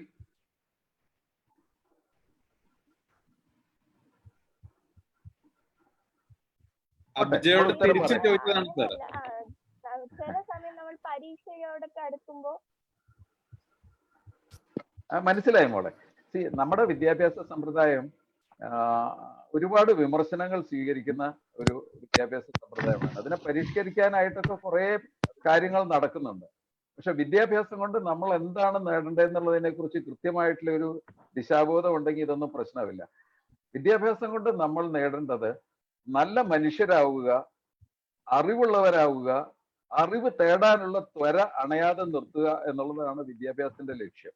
മാർക്കൊക്കെ സെക്കൻഡറി ആണ്. മാർക്ക് വേണം, നിങ്ങൾക്ക് അടുത്ത കോഴ്സിലേക്കൊക്കെ പോകാനുള്ള മാർക്കുകൾ വേണം എന്നുള്ളത് സത്യമാണ്. പക്ഷെ എന്നിരുന്നാലും ആ അറിവ് നേടാനുള്ള ഒരു സ്പാർക്ക്, കനല് മനസ്സിൽ എപ്പോഴും കാത്തു സൂക്ഷിക്കാൻ വേണ്ടിയിട്ടുള്ള ഒരു ഉത്തേജനമായിട്ടാണ് വിദ്യാഭ്യാസത്തിനെ കണക്കാക്കേണ്ടത്. അതോടൊപ്പം തന്നെ മാർക്കുകൾ മാത്രമല്ല, നമ്മുടെ വ്യക്തിത്വം വികസിക്കണം, നമ്മളുടേതായിട്ടുള്ള മറ്റ് കഴിവുകൾ വികസിക്കണം. ഇതിനൊക്കെയുള്ള ഒരു പ്ലാറ്റ്ഫോമാണ്. സമ്മർദ്ദമുള്ള ഘട്ടങ്ങളുണ്ട്, ഒരുപാട് പ്രഷേർഡ് ആയിട്ടുള്ള എഡ്യൂക്കേഷൻ സമ്പ്രദായങ്ങൾ ഉണ്ട് എന്നുള്ളത് സത്യമാണ്. പക്ഷെ ഈ പ്രഷറിനെ താങ്ങുക എന്ന് പറയുന്നത് ജീവിതത്തിലും അത് തന്നെയല്ലേ ചെയ്യേണ്ടത്. ഞാൻ നേരത്തെ സൂചിപ്പിച്ച പോലെ നങ്കൂരം ഇടുക എന്ന് പറയുന്ന ആ ഒരു സാഹചര്യം പിന്നെ എല്ലാ കുട്ടികളും കടന്നു പോകുന്ന ഒരു അവസ്ഥയാണ്. മാറ്റങ്ങൾ വിദ്യാഭ്യാസ വിദഗ്ധരുണ്ടാകും നിങ്ങൾക്ക് സമ്മർദ്ദമുണ്ടെങ്കിൽ. Okay, thank you sir. Shri Ratheesh എന്ന് പറഞ്ഞ നോഡൽ ടീച്ചർ ഉണ്ടോ? ORCയിലെ നോഡൽ ടീച്ചറായി പ്രവർത്തിക്കുന്ന രതീഷ്. ചോദിക്കാലോ?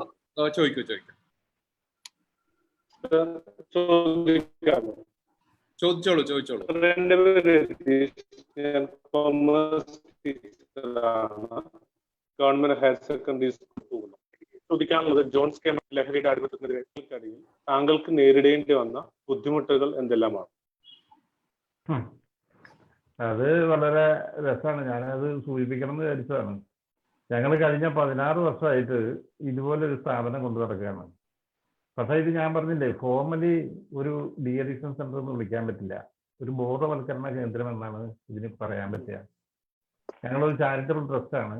ആ ട്രസ്റ്റിന്റെ ഗസ്റ്റായിട്ട് വരുന്ന ഇത്തരം പേഷ്യൻസ് അവരിവിടെ കുറച്ച് നാൾ ജീവിച്ചു, അവരുടെ കാര്യങ്ങൾ സെൽഫ് റിയലൈസേഷനിലൂടെ ഈ പരിപാടി നിർത്തുന്നു.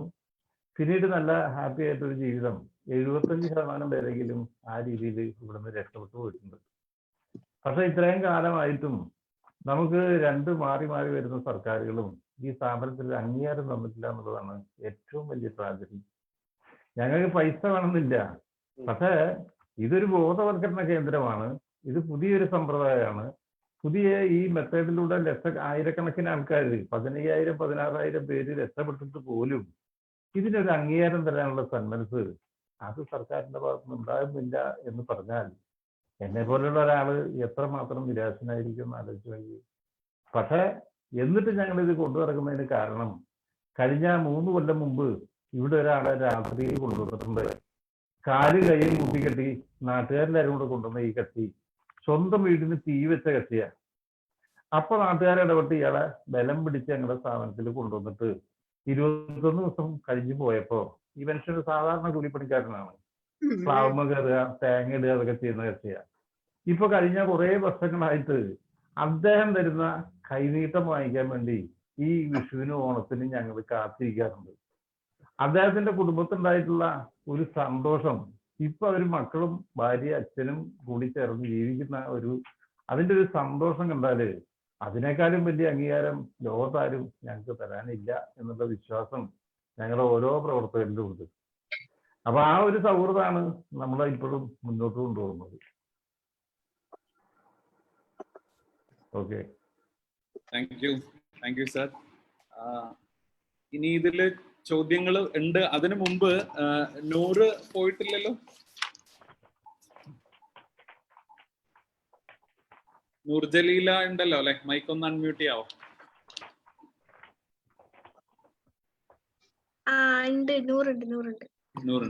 നൂറിന്റെ അടുത്ത് ഒരു എക്സ്പീരിയൻസ് ഷെയറിങ്ങിന് വേണ്ടിയിട്ട് ചോദിക്കാൻ പറഞ്ഞിട്ടുള്ള ഒരു കാര്യം, ജീവിതം എപ്പോഴെങ്കിലും നമ്മളോട് അനീതി കാണിച്ചു എന്ന് എപ്പോഴെങ്കിലും തോന്നിയിട്ടുണ്ടോ? ഉണ്ടെങ്കിൽ, അങ്ങനെ ചില ചിന്തകൾ വന്നിട്ടുണ്ടെങ്കിൽ എങ്ങനെയാണ് അതിനെ മറികടന്നിട്ടുള്ളത് എന്ന്?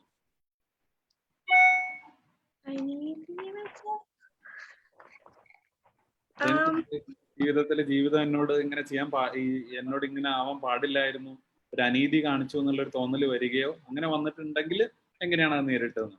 ഇല്ല, എനിക്ക് ഇതുവരെ അങ്ങനൊന്നും തോന്നിയിട്ടില്ല. പിന്നെ ഞാൻ ആലോചിക്കാറുള്ള കാര്യം എന്ന് വെച്ചാല്, ഞാൻ നേരത്തെ സൂചിപ്പിച്ചിരുന്നു, എന്റെ അറിവിൽ തന്നെ എനിക്ക് അറിയുന്ന ഒരുപാട് ഫ്രണ്ട്സുകളും അതേപോലെ IPMലെ ഒരുപാട് പേഷ്യൻസിനും ഇവരൊക്കെ കാണാറുണ്ട്. അപ്പൊ അവരൊക്കെ ശരിക്കും പറഞ്ഞാൽ ലൈഫിൽ എല്ലാം ഉണ്ട്, കയ്യും കാലും കാണാനുള്ളതും എല്ലാം ഉണ്ട്. ഒരു പക്ഷെ എന്തെങ്കിലും ഒരു രോഗം കൊണ്ട് ബുദ്ധിമുട്ടുകൾ അനുഭവിച്ചപ്പോ ലൈഫിന്റെ എല്ലാ ഒരു എന്താ പറയാ എയിമും എല്ലാം നഷ്ടപ്പെട്ട ഒരുപാട് ആളുകളുണ്ടാവും. അതേപോലെ തന്നെ ഒരുപാട് പ്രയാസങ്ങൾ അനുഭവിക്കുന്ന ആളുകളുണ്ടാവും. അപ്പൊ ശരിക്കും എനിക്ക് അനീതിയായിട്ടൊന്നും തോന്നില്ല, മറിച്ച് ഇതെനിക്ക് ഇത്രയെങ്കിലും ഉണ്ടല്ലോ എന്നുള്ളൊരു ഫീലിംഗ് ആണ് എനിക്ക് തോന്നിയത്. പിന്നെ ഞാൻ കോഴിക്കോട് മെഡിക്കൽ കോളേജിലെ physical medicine and rehabilitation centre, അവിടെ വെച്ചിട്ടാണ് എന്റെ ആർട്ടിഫിഷ്യൽ ലിംബ് ആദ്യം ഉണ്ടാക്കിയിരുന്നത്. അപ്പോ അവിടെ നിന്ന് ഞാൻ കണ്ടത് എന്ന് വെച്ചാൽ ഒരുപാട് കാഴ്ചകൾ കണ്ടിട്ടുണ്ട്. കാലുകളും കണ്ണും എല്ലാം ഉണ്ട്, പക്ഷെ ഇവർക്ക് നടക്കാൻ പറ്റാതെ പാരന്റ്സ് എടുത്തോണ്ട് നടക്കുന്ന ഒരു കാഴ്ച കണ്ടിട്ടുണ്ട്. അതും നല്ല പ്രായമുള്ള 10-15 വയസ്സുള്ള കുട്ടികളെയൊക്കെ പാരന്റ്സ് എടുത്തോണ്ട് നടക്കുന്ന ഒരു അവസ്ഥ ഞാൻ കണ്ടിട്ടുണ്ട്. അപ്പൊ ശരിക്കും അതൊക്കെ ചെറുപ്പത്തിലേ തന്നെ എനിക്ക് കണ്ടതുകൊണ്ട് എന്റെ മനസ്സില് എനിക്ക് എങ്ങനെ ഉറപ്പായി, കാരണം ഇതൊന്നും ഒരു കുറവല്ല, ഇതൊക്കെ ശരിക്കും പറഞ്ഞാൽ എനിക്ക് ബ്ലെസ്ഡ് ആണ്, ഇത്രയെങ്കിലും ഉണ്ടല്ലോ എന്നുള്ള ആ ഒരു ഫീലിംഗ് ആണ് എനിക്ക് ഉണ്ടായത്. ഒരുപക്ഷെ ഇതെങ്കിലും ഇല്ലായിരുന്നെങ്കിൽ ഞാൻ എത്രത്തോളം ബുദ്ധിമുട്ടിയേനെ എന്നുള്ളൊരു തോന്നലുണ്ടായിരുന്നു. പിന്നെ എന്താ പറയാ, എന്റെ ഡിസബിലിറ്റി എന്റെ ഒരു ഡിഫറെന്റ് എബിലിറ്റി ആണ്. അപ്പൊ അത് വെച്ചിട്ട് എനിക്ക് ഒരുപാട് കാര്യങ്ങൾ ചെയ്യാനുണ്ട് എന്നുള്ള ഒരു തോന്നല് ചെറുപ്പത്തിലേ കിട്ടി. അതുകൊണ്ട് ഇപ്പൊ അതൊരു പ്രശ്നമില്ലാണ്ട് അങ്ങനെ മുന്നോട്ട് പോകണം. I am happy with this. ഒരു ഭയങ്കര പവർഫുൾ ആയിട്ടുള്ള ഒരു സ്റ്റേറ്റ്മെന്റ് ആണ് നടത്തിയത്. ആ ഫ്ലോയിൽ അങ്ങ് പോയെങ്കിലും എന്റെ ഡിസബിലിറ്റി അല്ലേ എന്റെ എബിലിറ്റി ആണ് എന്നുള്ള ഒരു വളരെ പവർഫുൾ ആയിട്ടുള്ള സ്റ്റേറ്റ്മെന്റ് ആണ് നടത്തിയത്. നൂറിനോട് ഒരു കാര്യം കൂടി ചോദിക്കാനുള്ളത്, ഇപ്പം നമ്മളൊക്കെ ഒരു ഹോബിയെങ്കിലും സൂക്ഷിക്കാൻ വളരെ ബുദ്ധിമുട്ടുന്ന ആൾക്കാരാണ്. പക്ഷെ നൂറിനെ സംബന്ധിച്ചിടത്തോളം നൂറ് ചിത്രം വരക്കും, പാട്ട് പാടും, അല്ലെ, വയലിൻ വായിക്കും. നൂറിന്റെ ചിത്രം വരക്കുന്നതും വയലിൻ വായിക്കുന്നതൊക്കെ ഞാൻ കേട്ടിട്ടുണ്ട്, ലൈവായിട്ട് കേട്ടിട്ടുണ്ട്. ഇതെങ്ങനെയാണ് ഇത്രയും കഴിവുകൾ ഒരുമിച്ച് വളർത്തിയെടുക്കാനും അത് ഇതുപോലെ തന്നെ മുന്നോട്ട് കൊണ്ടുപോകാനും സാധിക്കുന്നത്? അത് പെയിന്റിംഗ് ഒക്കെ ഞാന് ഉപ്പ ചെറുപ്പത്തിൽ എനിക്ക് ഇങ്ങനെ ക്രയോണൊക്കെ വാങ്ങിത്തരും. അപ്പൊ ഞാൻ അത് വെച്ചിട്ട് എന്തെങ്കിലുമൊക്കെ വരച്ചതും. പിന്നെ ഒരു കുറച്ച് കാലത്തേക്ക് ഞാൻ പെയിന്റിങ് പഠിക്കാൻ പോയിട്ടുണ്ട്. പിന്നെ എന്റെ സ്കൂളിൽ ചേർന്നപ്പോ നവജ്യോതി സ്കൂൾ, അവിടെ നിന്ന് എനിക്ക് എന്റെ ആർട്ട് ടീച്ചർ എന്നെ പെയിന്റ് ചെയ്യാനൊക്കെ നല്ലോണം ഇങ്ങനെ പ്രോത്സാഹിപ്പിച്ചിട്ടുണ്ട്. അതുകൊണ്ട് എനിക്ക് എന്നെ നല്ലോണം മോട്ടിവേറ്റ് ചെയ്തുകൊണ്ട് എനിക്ക് 2 വട്ടം ഓൾ ഇന്ത്യ പെയിന്റിംഗ് കോമ്പറ്റീഷനിൽ 3rd-ഉം 2 വട്ടം ഓൾ ഇന്ത്യ പെയിന്റിംഗ് കോമ്പറ്റീഷനിൽ 1st ലഭിച്ചിട്ടുണ്ട്. പിന്നെ 7th സ്റ്റാൻഡേർഡ് പഠിക്കുമ്പോഴാണ് ഞാൻ വയലിൻ ചൂസ് ചെയ്തത്.